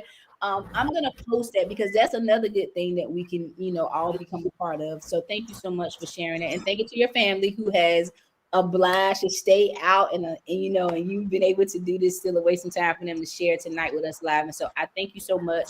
I am going to step off the screen. I am going to, at the bottom, you will see where it says present. You hit present and share your screen. And once I see the screen shared down below, I'll be able to post it up to you for you. Okay. Awesome. Thank you, Simene. Thank you so much. What a blessing it is to be with every one of you. Thank you for this opportunity to present. As somebody said they're from Buffalo, and so I get the whole Buffalo because I was born in Lewiston, New York. Raised in Long Island, New York, raised there. And listen, we have some connections right here on this talk. Well, listen, I'm here because, get this, I want to talk to you about shaping your new start. Now, many of you already said a lot of things that I agree with and I've said before. And I believe everyone needs a new start. So I'll begin with this. By the time I reached 8th grade, y'all, 8th grade, I've been to 5 different schools. Not because I was a bad kid, but I just been to different opportunities. 1st through 3rd, one school. Went through homeschool. And you know, it worked out for some people because they were like, stay home and watch the soap operas and tell us what happened, right? So I got into, like, you know, One Life to Live, All My Children, all of that. But then after that, went back to school in Brooklyn. So went to school in Long Island, did homeschool, went to school in Brooklyn, one of my favorite time of just in school. And then after that, transitioned to a school in Queens. And then after that, went to California for a year. So by the time I reached 8th grade in California, I had been to 5 different schools. By the time I finished my educational journey, I have 2 undergrad degrees, 1 master's, and a doctorate in business administration. Here is the thing. I'd been to 12 different schools by that time, technically 13, because my mother took me out like a week early. So I know what it is to start over again. I know what it is to start a new family. I'm in a blended family, new marriage. I know what it is to go through things and begin again. And so I wrote a lot of what I'm going to say into this book. It's a free ebook called 6 Ways to Shape Your New Start, a guide for educators and students. 6 ways to shape your new start. You can find that at drphil2.com, and the ebook is right there. I am a proponent that everyone needs a new start. It is important that everyone experience something new in their life. No matter what you've been through, no matter what you have encountered in your life, listen, like they say, you can either get bitter or better, but whatever it is, you need a new start. This is like kind of my new start, and I'm showing you some of the phases of my life. At 5 years old, I was singing solos in the church, and you know, back in the day, my father had this stereo system that was also a vinyl record player, and I had these big headphones. You know, before there were Beats, I had these big headphones, and I'd listen to these Christian songs, and I start singing them in church, y'all. But you know, something happened along the way. I became a teenager. My voice changed. Puberty hit. Life was just different. And so one day I was in school in Brooklyn, my friends, and they were rapping all the time. And I didn't know how to rap for anything. But you grew up in New York, that is what you're surrounded by. And then one day I just had this dream I was going to be a rap artist. So went from singing, decided I was going to be a rap artist. My parents were like, what? This is crazy. Like, you know, 1 minute go from this phase, go to that phase. But guess what? I shifted. I came into my new beginning, new start. And guess what? The moment I had this dream, I started writing rhymes, because I believe that in order to cast a new vision in your life, you have to write the vision. You have to write it. And nothing happens until you write. I was writing rhymes all the time, over 300. I was writing all the time. And even met some rappers along the way. One of them, the late Fife Dog from A Tribe Called Quest, he poured into me. He spoke to me. He said, listen, I know you want to do this, but there's a lot of things you don't know about things that happen behind the scenes. And I started to take that to heart, because I saw a lot of things that were happening behind the scenes. I saw that a lot of people weren't making the money that they said they were making. I saw that there were a lot of people living in homes they did not own on the video, driving cars they did not own on the video. They're telling me to keep it real. They weren't keeping it real with me. So I saw a lot of things behind the scenes. But guess what? God gave me a new purpose, a new goal, a new challenge in life. I started to speak. I started to realize I can be a leader. I started to realize I can move into a different direction in life. Now get this. I still will hold a rhyme at the drop of a dime anytime. I still will cast a vision through a poem and making sure that they will know them through the time that I will write these lyrics and make sure that people can hear it. I will still write a rhyme. In fact, I'm a police chaplain. When I write my prayers, I write them in a form of a poem. So, you know, I don't believe that just because you're starting over, you're starting from scratch. You're starting from an experience that you've had that you take into the future. And so these are my steps to a new start. I started new businesses, new podcasts, new books to write. I believe in shaping a new start. Sometimes this doesn't work out. Sometimes that doesn't work out.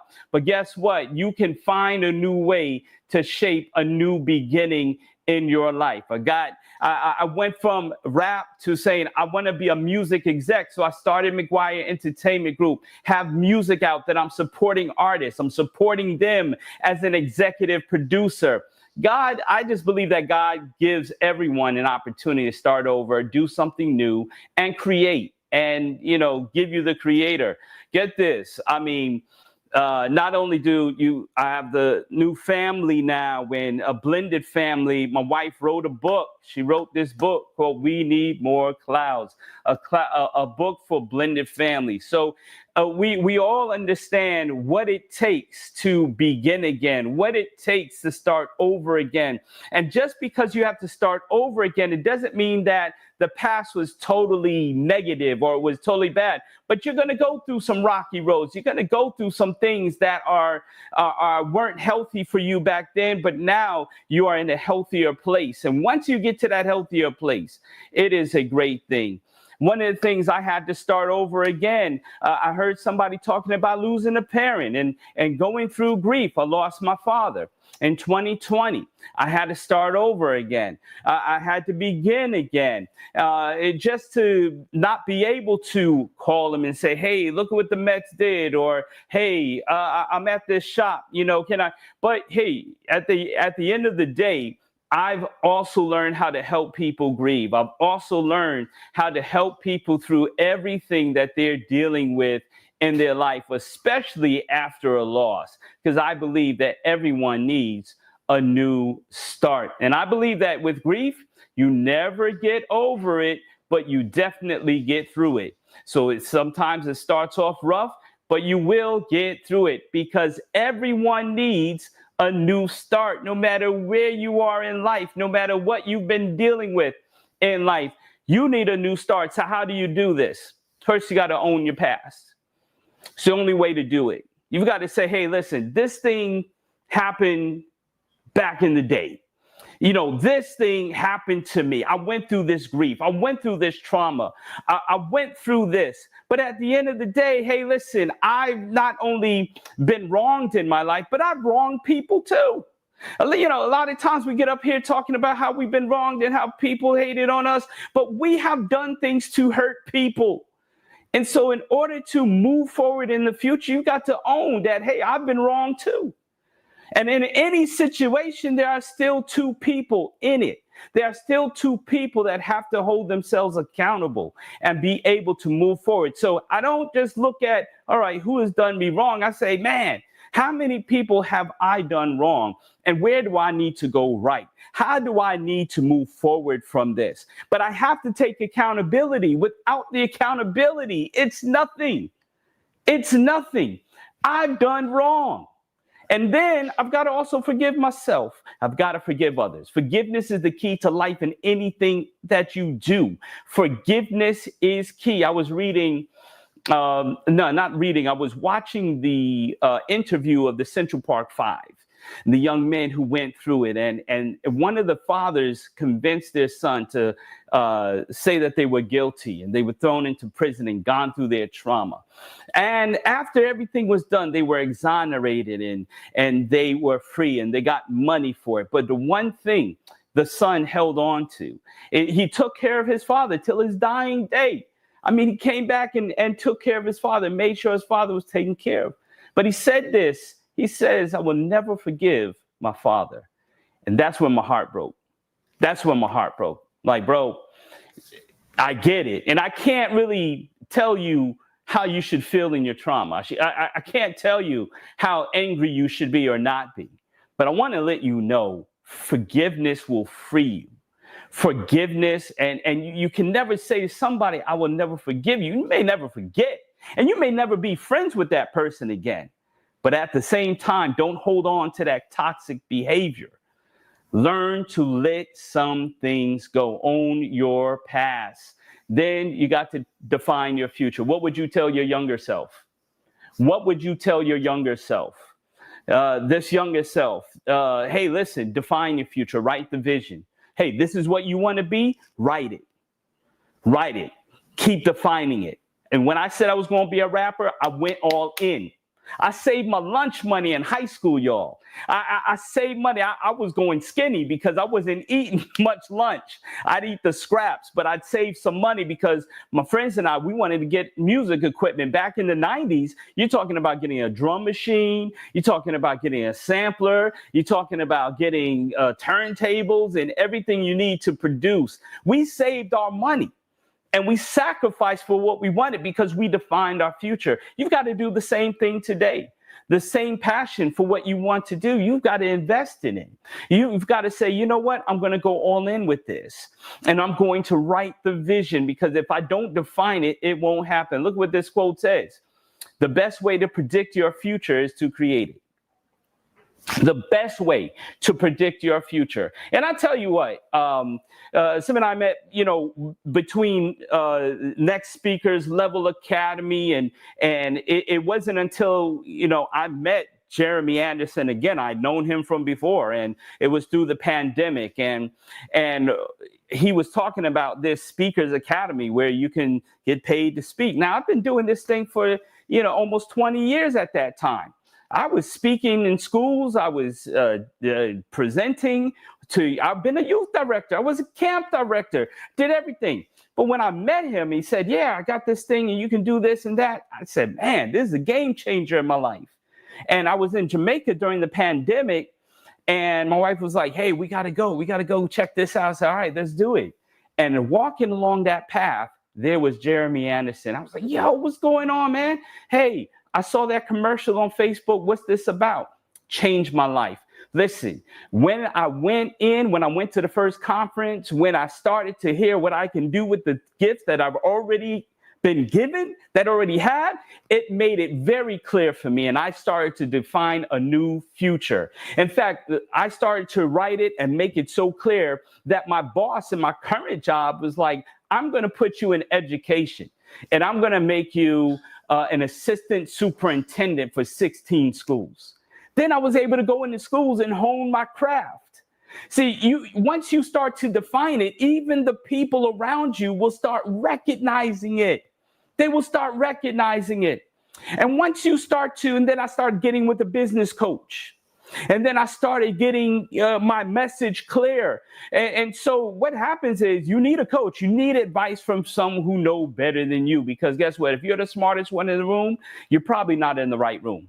You need people that can help shape you, that can help guide you and lead you. I've read in the Bible plenty of times, there is wisdom in a multitude of counselors. Not only that, after a divorce, I had to go get counseling, y'all. I had to get advice. I had to clear my head of toxic thinking, and I had to get better instead of getting bitter. So now I'm a healthier me. I'm in a healthier place, and I'm moving on. But you got to get that advice. You've got to hear from, I'm telling you, every speaker that came before me, I'm soaking it in because I feel like they're pouring into my life. Get advice from those who know better than you. Whatever it is, whatever you're trying to do in life, wherever you're trying to go in life, make sure there's someone there to help you along the way. You got to also learn how to communicate effectively. Now, communication was my first degree. Communication was my first degree, and then religion was my second degree, because I didn't even think I was going to be a pastor. I really had no passion for it. My father was, and I wasn't trying to. That just wasn't. So I decided to go with communication. I love to communicate. That was my thing. And then later on, the passion for ministry came, so I combined those things together, graduated with communication and religion as my undergrad, and then I got my master's in divinity. Learn to communicate. Make sure you have your elevator speech. Who are you? What do you do? What can you say in that elevator time, those 30 seconds that the door closes and you go up to the next level? How can you communicate who you are? What do you do? Listen, if you got to use ChatGPT to help you out, listen, go for it. You have some friends around you that can help you clarify your message. Go for it. Because at the end of the day, nobody wants people confused. Who are you? Who are you after your trial? Who are you after your tribulation? Who are you after you've gone through your trauma? Who are you? Learn to communicate that effectively, especially you go into your next relationship. You're going to have to learn to communicate effectively, right? I'm not saying I always get it right, but I'm learning to communicate a lot better than before. And I'm trying to get better every day. Every day you have to, it doesn't matter where you are, new friendship, new relationship, new job, you have to learn how to communicate effectively.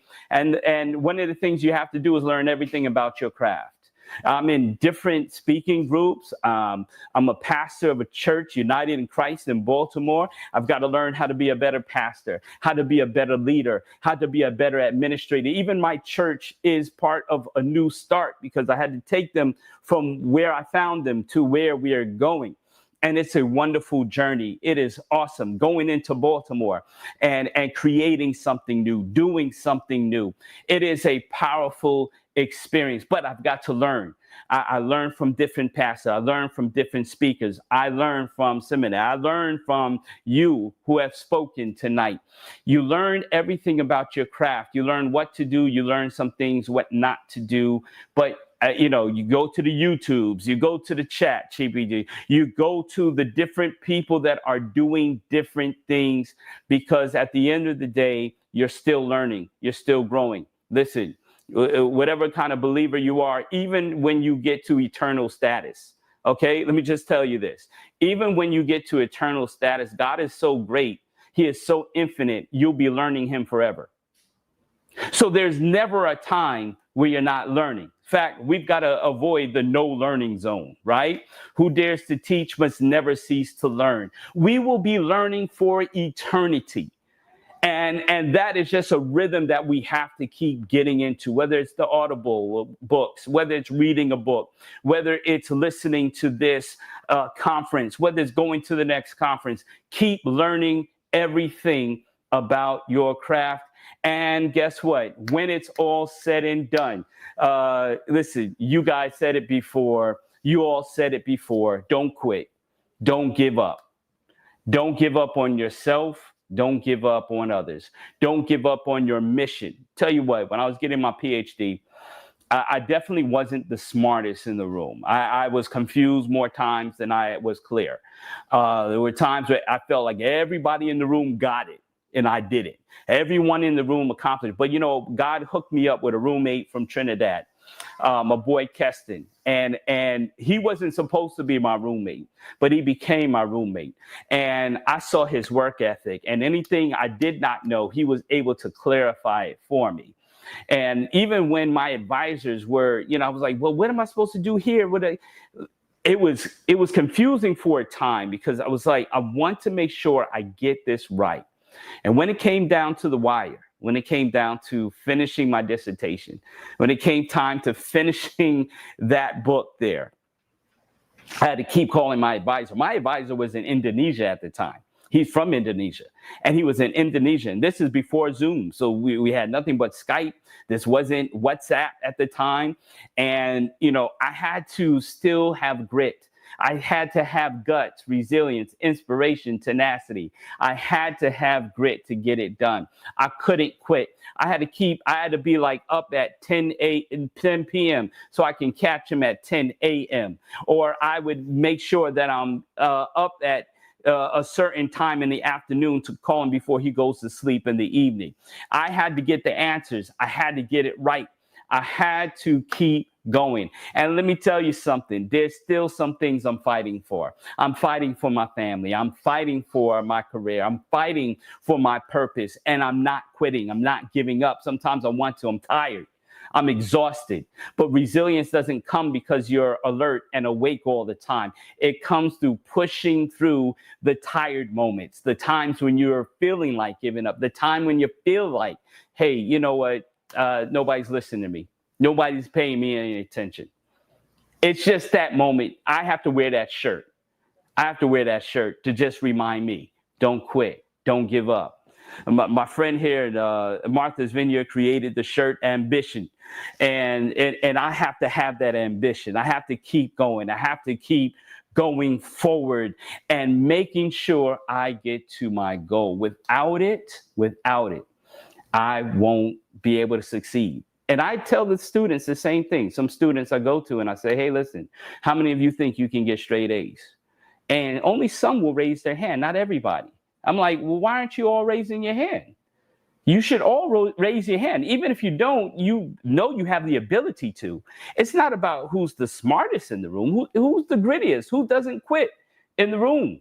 So I try to encourage them in this. I try to encourage students, leaders. Hey, listen, sometimes it's about collaborating with somebody who knows better than you so that you can win. We can all win. You have to have that grit. If you don't have that grit and you quit, you'll never see how close you are to accomplishing your goal. You'll never know. But let me tell you something. There's a wise man that said, it seems impossible until it's done. It seems impossible until it's done. Listen, everybody, I believe everyone needs a new start. And that start begins today. Whatever you're going through, whatever you've been through, listen, you can have more trauma than me. I get you. But I can tell you, you will get through the trauma. You will get through the hard times. You will get through the past. Own it. Define the future. Move forward because everyone needs a new start. Thank you so much for your time. Thank you so much for just paying me some attention for a moment. You can find me at drphil2.com, at drphil _2 on Instagram, X, formerly known as Twitter, or on LinkedIn, Dr. Phil 2, Shaping Your New Start. Just a pleasure and so much fun to be a part of this conference. Listen, I commend you and thank you so much for having me. Thank my family for just supporting me. And I'm just grateful to have opportunities to pour into others. Dr. Phil, thank you so much. You like the pastor's pastor. You the type of pastor I'm gonna say, I need to come and talk to Pastor Phil. Like, thank you so much. This was so good. Like, and there's so many things that resonated with me. You talked about like that communication part, like working on it, not quitting part, having that grit.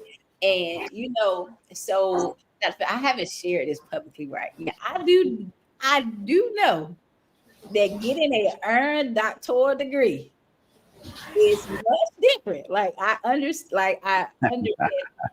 And I've always thought like, I don't know if I could do it, but listen to you.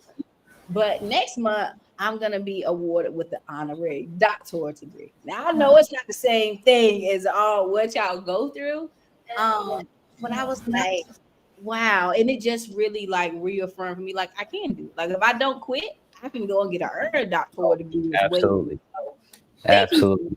Thank you so much. Thank you again for taking out the time, from your family. Thank you for supporting your sister in her endeavor and what she's doing. I'm definitely going to share that out. But God bless you. Thank you so, so much. If I ever have anything going on, you can definitely, always be a part of what I got going on. So thank you so much for taking the time out. I hope you have an amazing rest of the time at Martha's Vineyard. Tell your sister much prayers and success to her, and as it continues to grow and grow and grow. And so thank you again tonight. Hey, thank you. And I'm proud of you. And listen, you've got the grit. And I feel like calling you Dr. Simene anyway. So, Dr.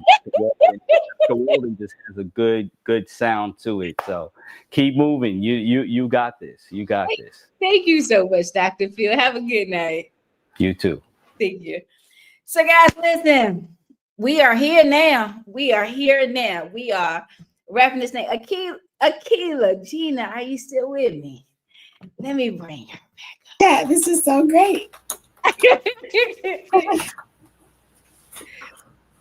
glad that you don't have to tell them to be quiet. Listen, this real life. We speaking. We got. She said she got 6 children. Like you don't tell them to be quiet. I do. It's a miracle that they were quiet for this long, but I've enjoyed it. It's all good. Thank you so much for being a part. Thank you for staying there. Like so, guys.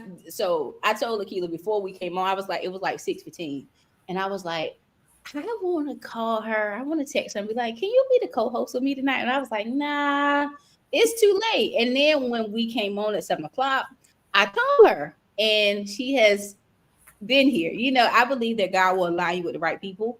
And I believe that he really will give us the desires of our hearts when we seek him. And so like, this was a desire of mine, and she actually said that she didn't have to.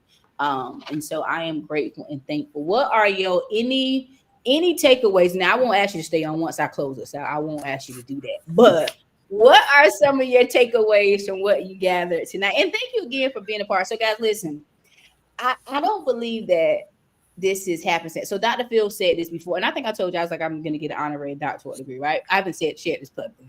And so, when I looked at all the names, like all of them, like, and it wasn't that I went looking for people who have doctoral degrees. That's not it. It was that these are all people I wanted to be a part. And I looked and I was like, she's finishing up hers. And then, you know what I'm saying? I'll have an honorary one. But when I was at a conference in June where I met Dr. Kendra, and I was on the last session the first day. And so this is an organization I didn't know anybody. And so it was all of everybody in that section presenting at the same time me. I was going at 3:00. They were all doctors, and then you had Simene Walden, right? So I was like, oh, okay. And I believe God would just place us in the right places that we need to be. And that day I was at first I felt the way because, you know, nobody came to my session. It was the 2 room monitors. The keynote presenter, she was speaking at 3:00, and I told her, I went up to her and met her, you know, after she presented. And I was like, oh my God, this was so good. Like, if I wasn't presenting, I would come to your session. And so I was like, I can hear the someone next, so I don't know if she was there. But I was like, I guess stay over there, because I would be there too if I wasn't presenting. But the 2 women that were in my session, one of them was like, thank you so much. I'm so glad I was in here. So sometimes we'll look and think, man, like, this ain't really panning out like I needed to pan out, but God will send the people that you need in the moment. And I'm so grateful for even making that connection, because it was like, man, so thank you. I saw that to say you were on this lineup for a reason. So it's not Dr. Akilah Wilson yet, but it's Dr. Akilah Wilson. And so I'm excited about all of those things. And so thank you again for being a part. Thank you for, you know, taking your time out tonight to stay with me up here the whole night, and to all of the speakers. Thank you so much. And so what are some of your takeaways? Any final thoughts you want to share with people? I will open the floor up to you, and then I will let you go, and then I will close this out. All right. So I never feel bad. 2 of my kids have PhDs. And so people been standing on my shoulders for a really long time. I know I'm close. I'm ready, but I'm not rushing. So that never bothers me. I felt like I was in really good company, and I appreciate the opportunity to come and, present here. I learned so much. The 5 G's of grief. Really learned a lot from the speaker who was also in Jacksonville. I can't remember her name. Was it Dr. Melissa? Yeah. Learned a lot from her. I agree with you that, we will be in a space and we won't really know why we're there. And then God will kind of show up and show us why we're there. And, her having a very similar path to mine was really affirming for me. I always look for, signs to let me know that I'm doing the right thing. I talked about that in my talk about, wanting students to feel, welcomed and, for me to be a safe space. So I learned so much. I took so many notes. This was really, really, really exciting. So I really do appreciate being able to be in good company. You are welcome, and thank you again for saying yes to be in good company. And guys, I said this at the beginning. I met her at a Heart Talks event, right? I did not know that she was a teacher, did all these wonderful things. I didn't know she was in real estate, right? I didn't know she had children, right? But I learned it on the back end, but I know it was something that made me be drawn to her. And I'm glad that she accepted the invite and didn't think like this girl is weird. Like, hopping in her picture. I have to hop in her picture with her talking with her friend. I was sitting behind him and I was like, hey, take a picture of me too, right? And so you just never know. I believe God won't steer us wrong. But I think what Dr. Lewis said also, he'll give us like a slap when it's like, hey, like this ain't what you want, or going. So I am thankful. Thank you so much for what you do. And I didn't know you was the first Black teacher that summer in Hartford County. I am the first Black teacher that a lot of my kids see. So I was looking over my curriculum this morning. I teach lots of text, but I teach Black text on purpose because I feel like this may be the only time they'll be exposed to the brilliance of Zora Neale Hurston or Langston Hughes or Paul Laurence Dunbar. And so I'm constantly trying to put them in front of text. We are moving away from the mainstream. We're gonna go the Black route this year, and I do that very unapologetically. So they always, surprisingly, my white male students usually just really like cling to Zora Neale Hurston. They want to know so much about her, and I'm always so shocked by that. Oh, you went on mute, Akilah. You went on mute. I said my white male students always cling to Zora Neale Hurston, and I'm always so shocked by that. But I'm always so blessed to be able to present her work to them. So yeah, I appreciate you bringing me on. I really do, and thank you for allowing me to co-host. Oh, you're welcome. Thank you for saying. Yeah, you see how like you said, we never know like the company. And I sent y'all like I was kind of nervous because for me it's like I'm in education, but when you around really, really smart people, and Dr. Phil said, if you're the smartest person in the room, you're in the wrong room. So tonight I was like, listen, I'm definitely not. I'm probably the least smartest up here. So I'm gonna take notes, and I am thankful and grateful for the connection of everybody too. And so just thank you so much for being a part. Thank you for staying with me. And hey, we can do this again. When you have some time cut out, and we can definitely do this again. We can, and guys, listen, you wouldn't know that this was just you want to do it, let's do it. Like, I'm saying, ready. But I believe that when we already prepared, like I shared with Dr. Melissa, you get ready and you prepare, but you know what I'm saying? You already got it. Like, this is what you do. And you are the type of educator. And see, again, I didn't know what you did, but most of my friends that taught English were really smart women. And I used to be like, oh my God, I got to do better, Walden. Like, you're not, like when I was with, thank you, Dr. Melissa. When I was with, taught with Dr. Johnson, Makeda was very smart. I used to be like, well, gosh, you know what I'm saying? So me being around other smart women and it challenged me to become better and to be smarter and to learn more. So thank you so much. I appreciate you. Tell your babies thank you for letting Mama co-host with me tonight. And I look forward to us continuing to Dr. Listen, stay ready so you don't have to be ready. So I look forward to us being able to collaborate more. So I appreciate you. Have a good night, and I'm be on your line soon. So all right. Thank you so much, Simene. You have a good one. Bye, everyone. Bye-bye. So guys, listen, here we are at the last of this. Thank you so much to all of you who have tuned in with us tonight. Thank you to Dr. Makeda Johnson, to Dr. Kendra Washington Bass. Thank you to Akilah Wilson again. Thank you to Dr. Melissa Nolan Chester, and thank you to Dr.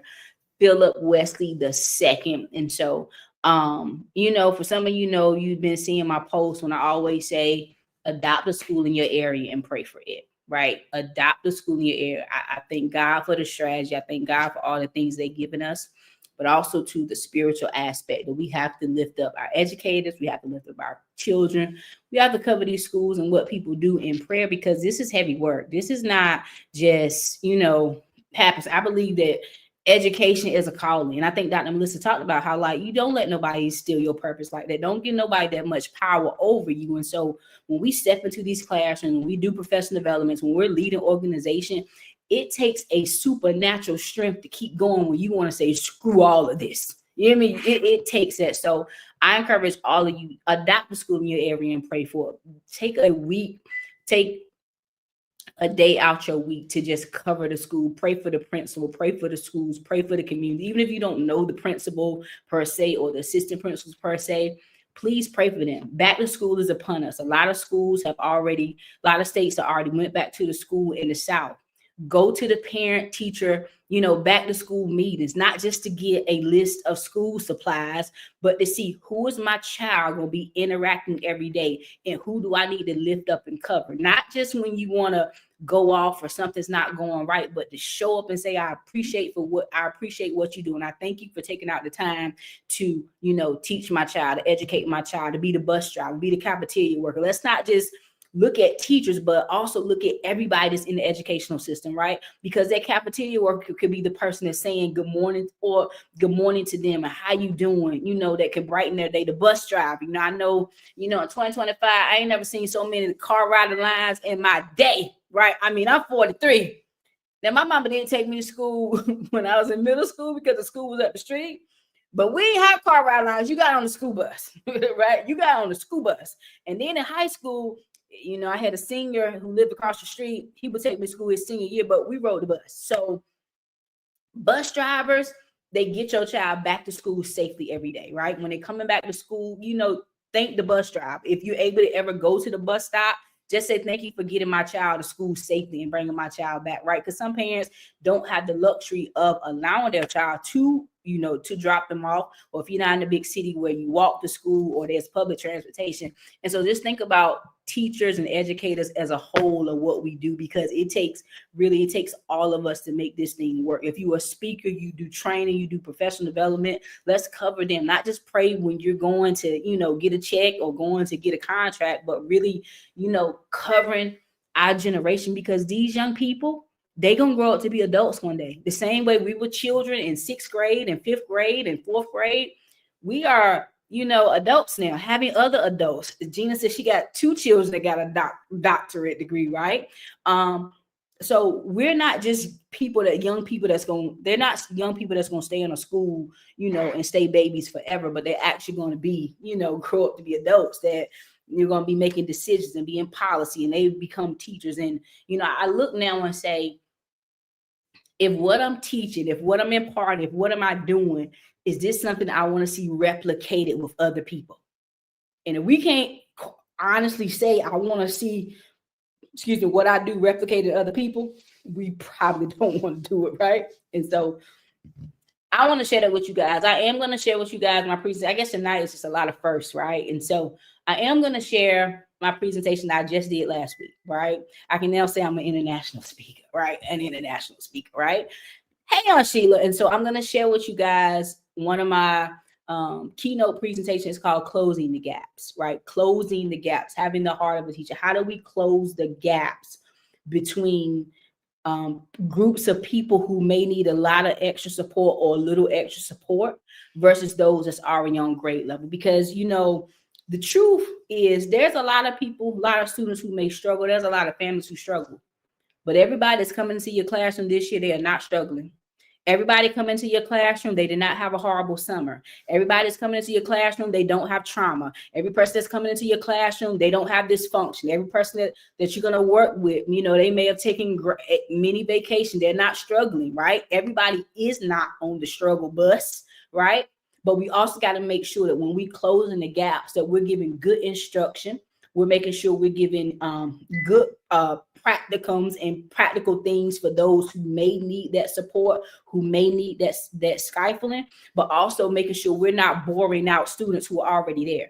There are some students who did a lot of summer reading this year, right? Everybody's not coming back to school with a summer slide. Everybody's not coming to school and they lost, academic progress, right? There are some students that are ready to go. Parents put their children in tutoring programs. And I know, for our community, I'm not sure how many people are, putting their child into Kumon or some type of extra tutoring service, not because they're behind, but because I want my child to continue to excel, right? And I know, in our culture, we can dress it down. I mean, we got the latest and greatest of all kinds of things.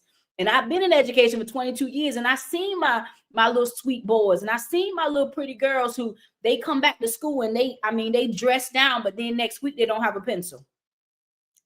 And some of them are 2 and 3 grade levels behind. And these are the things that we need to make sure we are addressing in our community specifically. So for parents that are watching, if you know your child is struggling a little bit, it's not wrong with getting an outside tutor. I know we have Title I funds and, all the things, and with, administration there, I don't know how that's looking this year.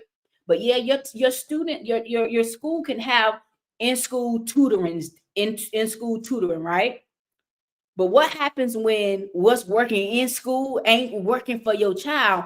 Get them some extra support so they can get an outside resource that maybe can teach it to them in a way, that can tutor them in a way that's going to help push them. And also being accountable to say, listen, I got to make sure that my child is getting their studies out, right? Now, with my mom, she didn't necessarily sit down at the table to, check my homework. It was kind of like, if you don't do this, I'm gonna beat your tail. So I just did my work because I didn't want to get in trouble with her. But also I was motivated.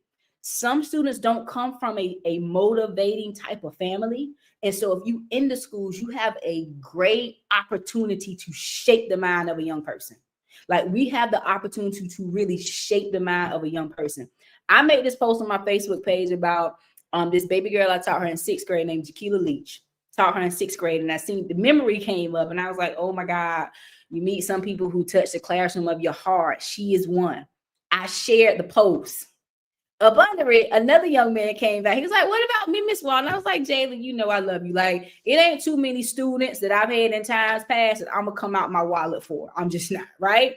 And that was because of the relationship that I built with them over time. And of course, once they got out of school, I could do that in school. Don't be buying no students, then that's weird stuff. Don't be doing weird stuff with students. But when you really build a solid relationship, he was going for boxing. And I was like, yo, I got you, right? And I know when someone comes to you and asks you for something, it's probably a need there, right? And so I was like, I got you. But then the next day, she reached out to me on Instagram. And I was like, oh my God, I just made a post about you. She's like, Miss Walden, I lost your number. She said, I knew it was a 240 number, but I could not find your number and your name spelled wrong. And she says she was in the club. And another one of my students showed her the post. And that's how we reconnect. And she was like, oh my God, I just had a baby. She was in the NICU, and then she's 4 years old. She's like, I want you to be the godmom. And she was like, my mom actually told me when the baby was in NICU, where's Miss Walden? Call out to Miss Walden. She's like, I was trying to find you, but I couldn't find you. I really needed you. And I was like, oh my God. Those are the type of relationships you make over time when a student say, hey, I want you to be my godmama. When the mama say, you should call Miss Walden because I think she'll be able to help. You know what I'm saying? These are the type of relationships that we build with people over time. And it's not just in the classroom. You don't know how you will impact the child for years to come. And then not only do you impact that child, that student, but now you get to impact the life of their children. So that just blessed me, like, all in itself. And I was like, well, praise the Lord. But coming back to closing the gaps, right? So when you are closing the gaps this year, and again, this don't just have to be professionally in the educational space, but how do you close gaps in your personal life, right? Some of you probably know, and I've shared this plenty of times, and like, it just touched me when Dr. Fields was with his sister, because one of my brothers passed away in December. And it's like, ooh, I wish he was here. And so the first one for closing the gaps, right? The first thing for closing the gaps is that you got to make sure that you are good yourself. You absolutely got to make sure you are good with yourself, and you got to set a goal, right? You got to set a goal, one personal goal and one professional goal, right? We are only as good professionally as we are personally. We're going to only be as good professionally as we are personally. And for some of us, you could probably, like for me, people always say, you're such a good teacher. I could teach reading with my eyes closed. But students don't get my best when I'm not my best. And I shared this like not too long ago. I took an unpaid leave of absence in January because I literally, I could not go back. I attempted to go back to work and work just wasn't working. It was too overwhelming for me. And I said, let me take a step back and take care of Simene, right? So you got to set a goal, one personal goal and one professional goal. And I think when Dr. Kendra was talking about what's the one thing you're going to let go, I seen procrastination, self-doubt, all those things. When we work on that personally as a goal, it's going to impact a greater result for us professionally. So you got to make sure that you're setting goals for your life and don't set 50 that you know you're not going to keep. Start small and keep going. I'm talking about closing the gap. So the first one is to set a goal. The second one is A for acceptance. You got to totally accept that you're in the right place at the right time with the right people, right? Dr. Kendra said she has a workshop that she talked about imposter syndrome, right? And she said that's not real, right? So for those of you who feel like I'm not qualified to do this, right? Now, I know God has given me a grace truly to host and collaborate with people, right? And so while I felt a little nervous tonight with all of these amazing people, because I'm like, who is Simene really for people to keep saying yes to me? Because I don't just connect with anybody. I connect with some real deal good people doing some great things in the community. A lot of times for the first time, they're doing it, breaking generational curses in their own family, right? And so it's like, you got to make sure you fully accept the call that God is giving you. And I love what Dr. Bliss said. You don't give people that much power over you to stop your purpose. You just don't. Because sometimes I'd be like, oh my gosh. And I've quit several times on several things. And it's like, you know what? That person ain't worth it. And that person ain't worth it. And I don't give a crap what they say. Now I just like, hey, I'm just going to be living my life fully, completely. And sometimes it takes things in your life to shake you to be like, you know what? Life is, I better make the best of this one life that I have, right? And so acceptance, out of acceptance, if you unscramble those words to make new words out of that. And that's something that for some of you who are teachers, new teachers, I know I've seen someone that it's their first year teaching. I used to always find ways to engage with my students, right? On the weekends, I know Gina said she would do memes on Mondays. Every weekend, when we come back on Mondays, it was always 30 seconds. Tell us what you did for the weekend. And every, you know, when you first start, it's only the ones that really like to talk, they would do it. But eventually I used to have a class who every week they wanted to tell me, and it would go on and on and on. And so I had to start breaking to 60 seconds because they'll start telling you 55 things. If you ever know anything about middle school students, if they don't get the reaction that they want, they start making up stuff to get students to laugh. And I'm just like, you don't even got to do that. Like, you could have stopped at your sentence and just been done, right? And so the fact that I listened to them, what they did every weekend, it allowed me to learn more about my students and who they was connected to and who was going here and who was meeting up at the mall and who was having an issue, right? I learned those things. And so it was social emotional learning, doing wellness checks with my students, not just on the weekends, but I did it every day. How you feeling? Red, green, or blue? Like, what's going on with you today? Anything you want to share? We keep it short, but I made sure I had a check on them every single day, right? You have to fully accept that God has placed you in this academic space. And even if you're not an academic, you could be a parent, you could be a grandparent, whatever respective place you are, you have to fully accept that. And when you unscramble the words, and so some of you may be going back to school, you might want to do back to school, right? How many words can you get out of back to school, right? Or whatever your school name is, you know, it could be Rams, Pirates, I don't know, whatever it could be. How many words can you get out of this mascot, right? Something to get them going. And so when you unscramble and find new words out of acceptance, is peace. When you fully accept the call that God has on your life, there will be a peace that passes all understanding. You don't even understand why you're so peaceful sometimes when life is life and things are happening, but you have a peace because I fully accept it. I'm supposed to be here.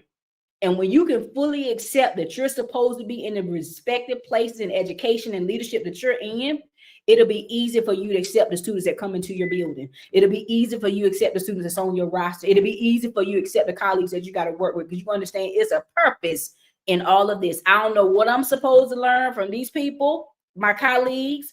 I don't know what I'm supposed to learn from my students or what they're supposed to teach me, but let me get my mind in a place where I'm going to be able to receive as well. Because as teachers, we're not the only ones learning. I've learned so much from my students, right?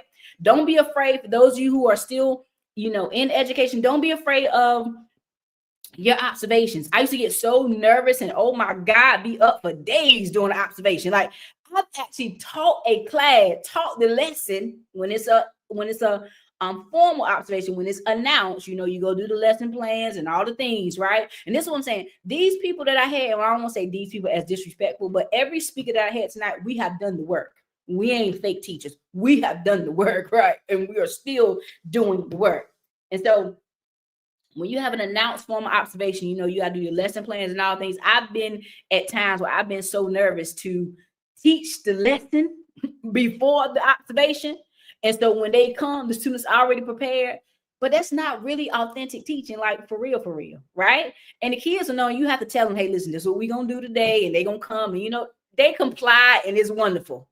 But your greatest evaluation you will ever get is the students that you teach. And if you're a parent, it's the children that you have. That's your greatest observation. That's your greatest evaluation, because they're going to tell you when you own and when you ain't on. And children, they can be brutally honest sometimes. You like, dang. You know what I'm saying? When they tell me something about other teachers, now I wasn't one who allow you to bash other teachers in front of me, because sometimes students they'll say a teacher don't like them, and that ain't true. They just sometimes don't want to do no work. But I would listen to what they said, and I would listen to the critiques, and I would always get feedback from them. What's working in this classroom and what's not working? What do we need to change? Especially when you see things ain't really going well, you got to figure out, okay, how are we going to make this last? Not forever. Is that what Keith Sweat said? Make it last forever? Not forever, but at least to the end of the school year. How can we be cohesive in this classroom, right? And so you got to make sure you are fully accepting the call that God has called you. And I believe that sometimes He'll remove you from certain things. I think Dr. Melissa talked about this as well, how like people always look at you doing different endeavors, but she's a teacher at heart. I know it's time for me to be removed from the classroom, but I'm still a teacher at heart. And so it may look different in different areas, but you still do what it is that God has called you, because you will find peace in that. I get as much joy as coming on, speaking live, doing these events as I ever did teaching, a student about subject-verb agreement, which I ain't do much of, but, a main idea in inferences. I get as much joy doing this, right? So you got to fully accept the call that God's giving you. We're talking about closing the gaps. And P is for plan. There's a quote that says, if you fail to plan, plan to fail. If you fail to plan to fail. In education, we don't have the luxury of working on a assembly line. We're not building robots. We're not teaching robots. We're not building car parts. We're not building computer chips. We are downloading information to real human beings. We cannot afford to drop the ball and not be planned or prepared for them. Now, mind you, I've been in education, in this classroom, 21 years, right? There was many days when I wasn't playing for nothing. And I can promise you, if you don't have a lesson plan for your students, they're going to give you a lesson plan for your tail. And I promise you, it ain't going to be the lesson plan that you thought. And so you have to be well planned. Now, mind you, things happen, things come up. You may be asked at the beginning of the year to provide emergency sub plans.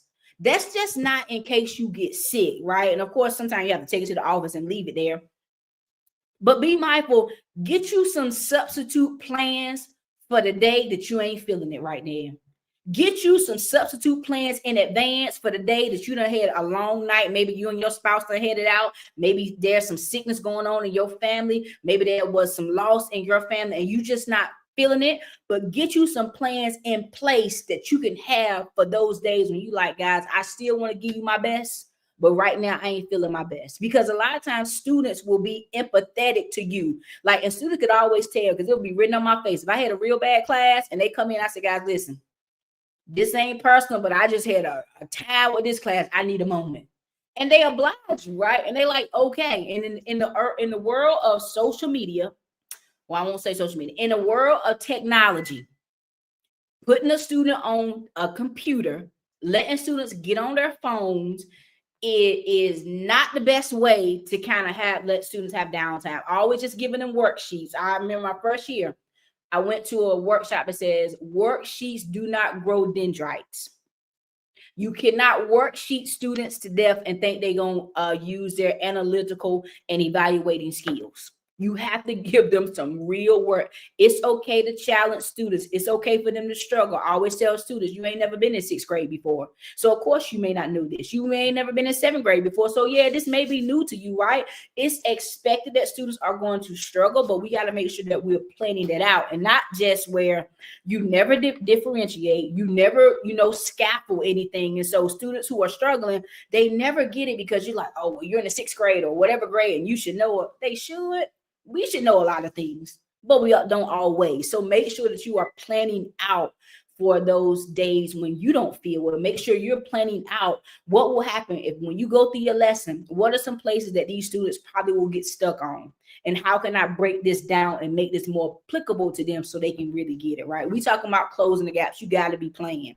And again, with those emergency lesson plans, it's not just for, when you come to school and you ain't feeling it, right? It could be when you wake up and you really just can't show up. Don't always leave your team lagging, right? Because, once or twice or a couple times, we'll look out for each other. But when you the person always known to call out, and, if you're in a building where there's vacancies and you have to do what they call an absorption plan in some places, where they have to collapse your classes and you get a little bit and you get a little bit and you get a little bit, now you put more burden on your coworkers. And then they're looking at you side-eyed the next day when you come back because they're like, well, what the heck, right? So plan out and be prepared, and also be professional and be courteous of your classmates, courteous of your colleagues, be courteous of administrators. I never said an administrative role as far as principal, assistant principal, but I've said on leadership teams in the different capacities and roles that I played in school, right? And so I don't know what it is to lead from a principal standpoint or an administrative standpoint. And so when there is something that you don't understand, try to get understanding, try to get clarity, and all of our get understanding, because sometimes we putting our mouths on the very people that's helping steer us in the right way, right? Or helping steer us for the school year. So instead of critiquing your administration all the time, figure out why they're making the decision that they're making. Understand that it's not just you per se, because, there can be somebody say, well, we changed your schedule around and I was supposed to have my students today. Well, praise the Lord, you ain't gonna have these students today. You'll see them tomorrow, right? Or, when testing comes, because now I'm in testing, right? You get a lot of pushback. Everybody's collaborative until we need to use your classroom. Everybody's collaborative until you got to administer this test to students that you don't necessarily teach. Everybody collaborative until then, right? So you got to make sure that you are being respectful and making sure you get an understanding all of these things. That way your year will be much smoother. Stop getting upset about things that you can't change. You can't change your colleague. You can definitely change your perspective, and you can put some things in place and have boundaries, and don't take all that stuff home. I remember a long time ago, I stopped taking papers home, right? I figured it out how to grade papers at school, right? And then there was sometimes I had to take them home.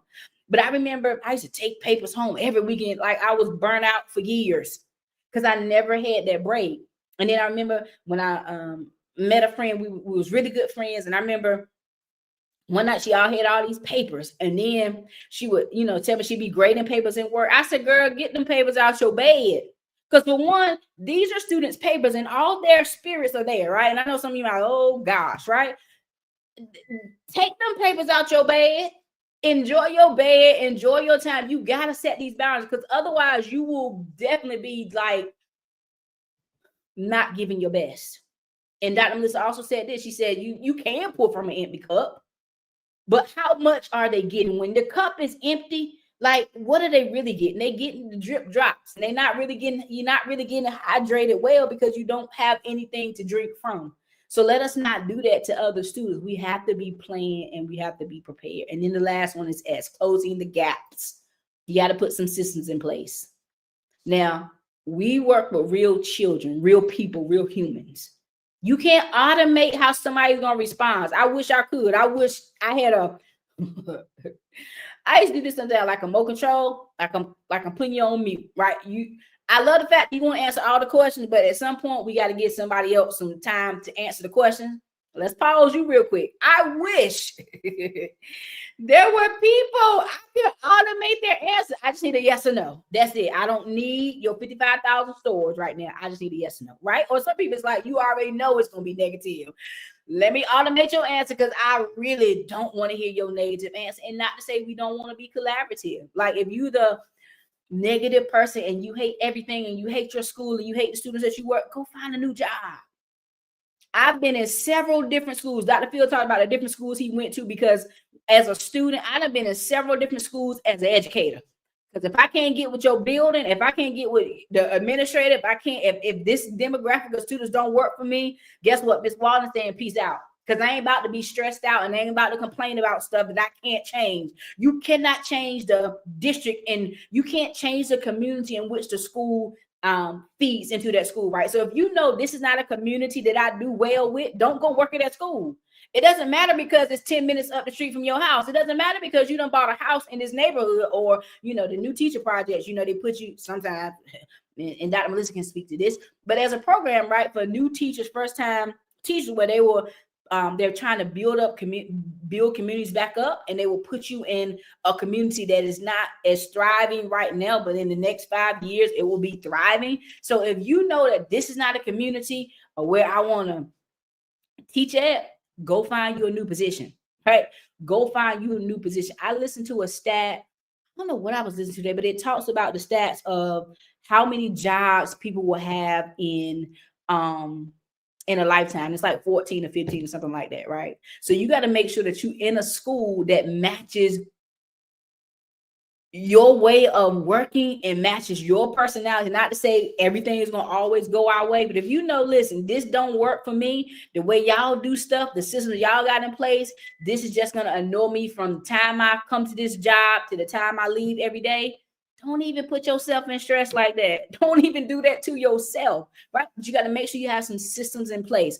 How you going to communicate with parents this year? Don't be the teacher, the educator, or the principal that only talks to a parent when the child may not be acting right. Don't nobody want to hear that. And I don't even have children of my own, right? So I definitely know what you ring in my line, talk about Marquay keep asking for the bathroom and he won't sit down. Girl, listen, don't keep calling me for that. And not to say that we don't bring that to an attention, but I promise you, as you get to know your students, you will learn why he want to keep going to the bathroom. You will learn why he keeps standing up, right? You will learn that, and then you can include it in your classroom. I would tell you, you like to be up, just go stand in that corner. You can walk around that corner 15 times. I don't care, as long as you don't disturb what we got going on and you paying attention. So you have to be able to put things in place that's going to help your students succeed, and also that's not going to cause you to go bonkers, right? And so putting system in place. How are you going to, how do students know what to do in your classroom, right? Because, with these observations, it can really stress you out. It used to stress me out. Now it's just like, I would tell you this for those of you who are just kind of starting off, right, with observations. I have legit done this. It was kind of like my own research that I did. It was like my own survey that I did. I did the same lesson. It was months apart, but honey, we were talking about the same concept, right? Because we're reading the skills, you keep seeing them over and over again. The RL, the RL 6.2, the RL 6.1. These skills, they continually show up in the English language arts standard, right? And then from middle school, you keep just going at a higher level up through 9th grade, right? And so I remember I did the same lesson plan. It was a different store, but the same lesson plan for 2 different administrators. And when I say I got vastly different observations from the same plan, and when I realized it, I said, oh, no, I ain't about to stress myself out. I think it's based on personality. And sometimes I really think it's based on what discipline is the person that is evaluating you on, what discipline do they have? Because the one I really, really got some good feedback from, she used to be a reading teacher in this particular situation. She was a reading teacher. So she was able to give me a lot of constructive things from a reading teacher standpoint, even though she was administration. And she was able to also highlight, you did this really, really well, Ms. Walden. So I promise you, don't get stressed out about evaluations. Do you want to be playing for them? Yes, you do. Do you want to be prepared every day in case they just show up and do a walkthrough on the days that you ain't expecting them? Yes, you do. but don't stress yourself about them. So you got to have systems in place. Don't just say this is how the students do it when they come in my room, and the students have no idea what you're talking about, right? Oh yeah, I only let 2 people go to the bathroom every day, and you know by the time 20 minutes is in, 50 students have been out the door, right? So you got to make sure you put in systems in place. How we gonna close the gap and have an amazing school year this year? And so I wanted to share that with you guys as to close us out. Thank you again to all of the speakers who have come tonight. Thank you for those of you who are still engaging with us and listening until the very end. Adopt a school in your area and pray for it. Pray for it. You don't know how you're gonna engage with these young people. You can see them in the grocery stores, in the mall. They can live in your community. It could be one of your childs or your grandchildren or your nieces and nephews. It could turn out to be one of their best friends. They may marry them one day, right? And we just want to pray for a healthy school year, a wholesome school year. For those of you that are in the North Carolina area, right? Praise the Lord for North Carolina. Next Friday, August 16th, I am hosting a night of prayer for the schools, for our children, for the community, and especially for the men here. There's been a lot of men just from where I'm from a very small town, who are just no longer here anymore. And so Antioch Missionary Baptist Churches in Jackson, North Carolina, off of Browntown Road, they have agreed to partner with me to host this night of prayer at their church, 6 p.m. Eastern Standard Time. And so I encourage you guys, if you can't make it, you're not in North Carolina, just pray for us. Pray that God will, he will meet us that night, that the children will come, that, people will give their hearts to the Lord, and that we will have an amazing school year down here. And not just in North Carolina, but we will have an amazing 2025, 2026 school year. And so for those of you who are in the area, you're going to see the post come out next Friday night, August 15th, praying for this now and next generation, believing God for our communities. They're doing a back to school, collecting school supplies. And so you can donate school supplies to the young people that's coming that night. And then the rest of them will be donated to Northampton County Schools, which is the school system that I grew up in, that I graduated from K-12. And so we're appreciative of that. For those of you who will catch the replay, and even those of you who are live tonight, there is a survey here. I'm asking you to complete the survey. Thank you to all of you who have come on to support, your respected people.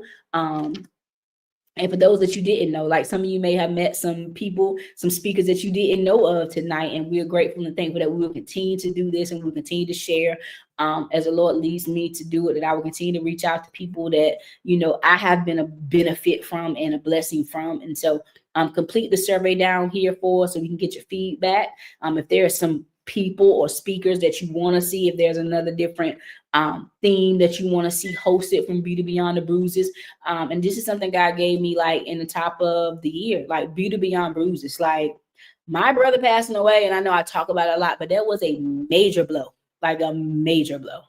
And so beauty still comes from your bruises. And as educators, we get a lot of bruises. Sometimes students say something that we don't like or hurt our feelings, or parents do, or sometimes Dr. Phil said, sometimes we say things to people that hurt their feelings. And sometimes we say stuff to students that we have to come back and say, I'm sorry about that. I was wrong for that.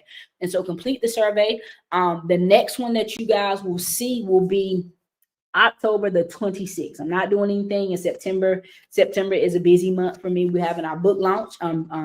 The Stones Get Lighter, Navigating Life When Things Get Heavy and Hard. And so me and Katrina Williams, she's the other co-author in the book. We'll be doing that here September 20th, 2025 at the Hilton Garden Inn in Roanoke Rapids, North Carolina. If you go and download the digital guide, and I'll put that here again. If you go and download the digital guide, all of that is there. But I want to say it for those of you who are listening that may not go over there. Go over there, go download the digital guide from the app, and I'll put that up here. I'll put that link again so you can have it. But go down there and read it, and you'll see all the information there. So you can definitely come and join that book sign. The book event is free. We have a free Telegram group if you want to stay connected with all the wonderful things that we're doing. We definitely want you to stay connected for that. And then the next virtual event that we're hosting is going to be October 26th. It's Sunday, October 26th. Sunday, October 26th. And I'm looking for speakers that'll join. And the theme of this one is Hope for the Holidays. Hope for the holiday. So each one has a different theme. The first thing that we did in May, I mean, the speakers, it was so good. Beauty Beyond the Bruises, right? That was our first one that we did. And then June, we did the men's edition for men's mental health.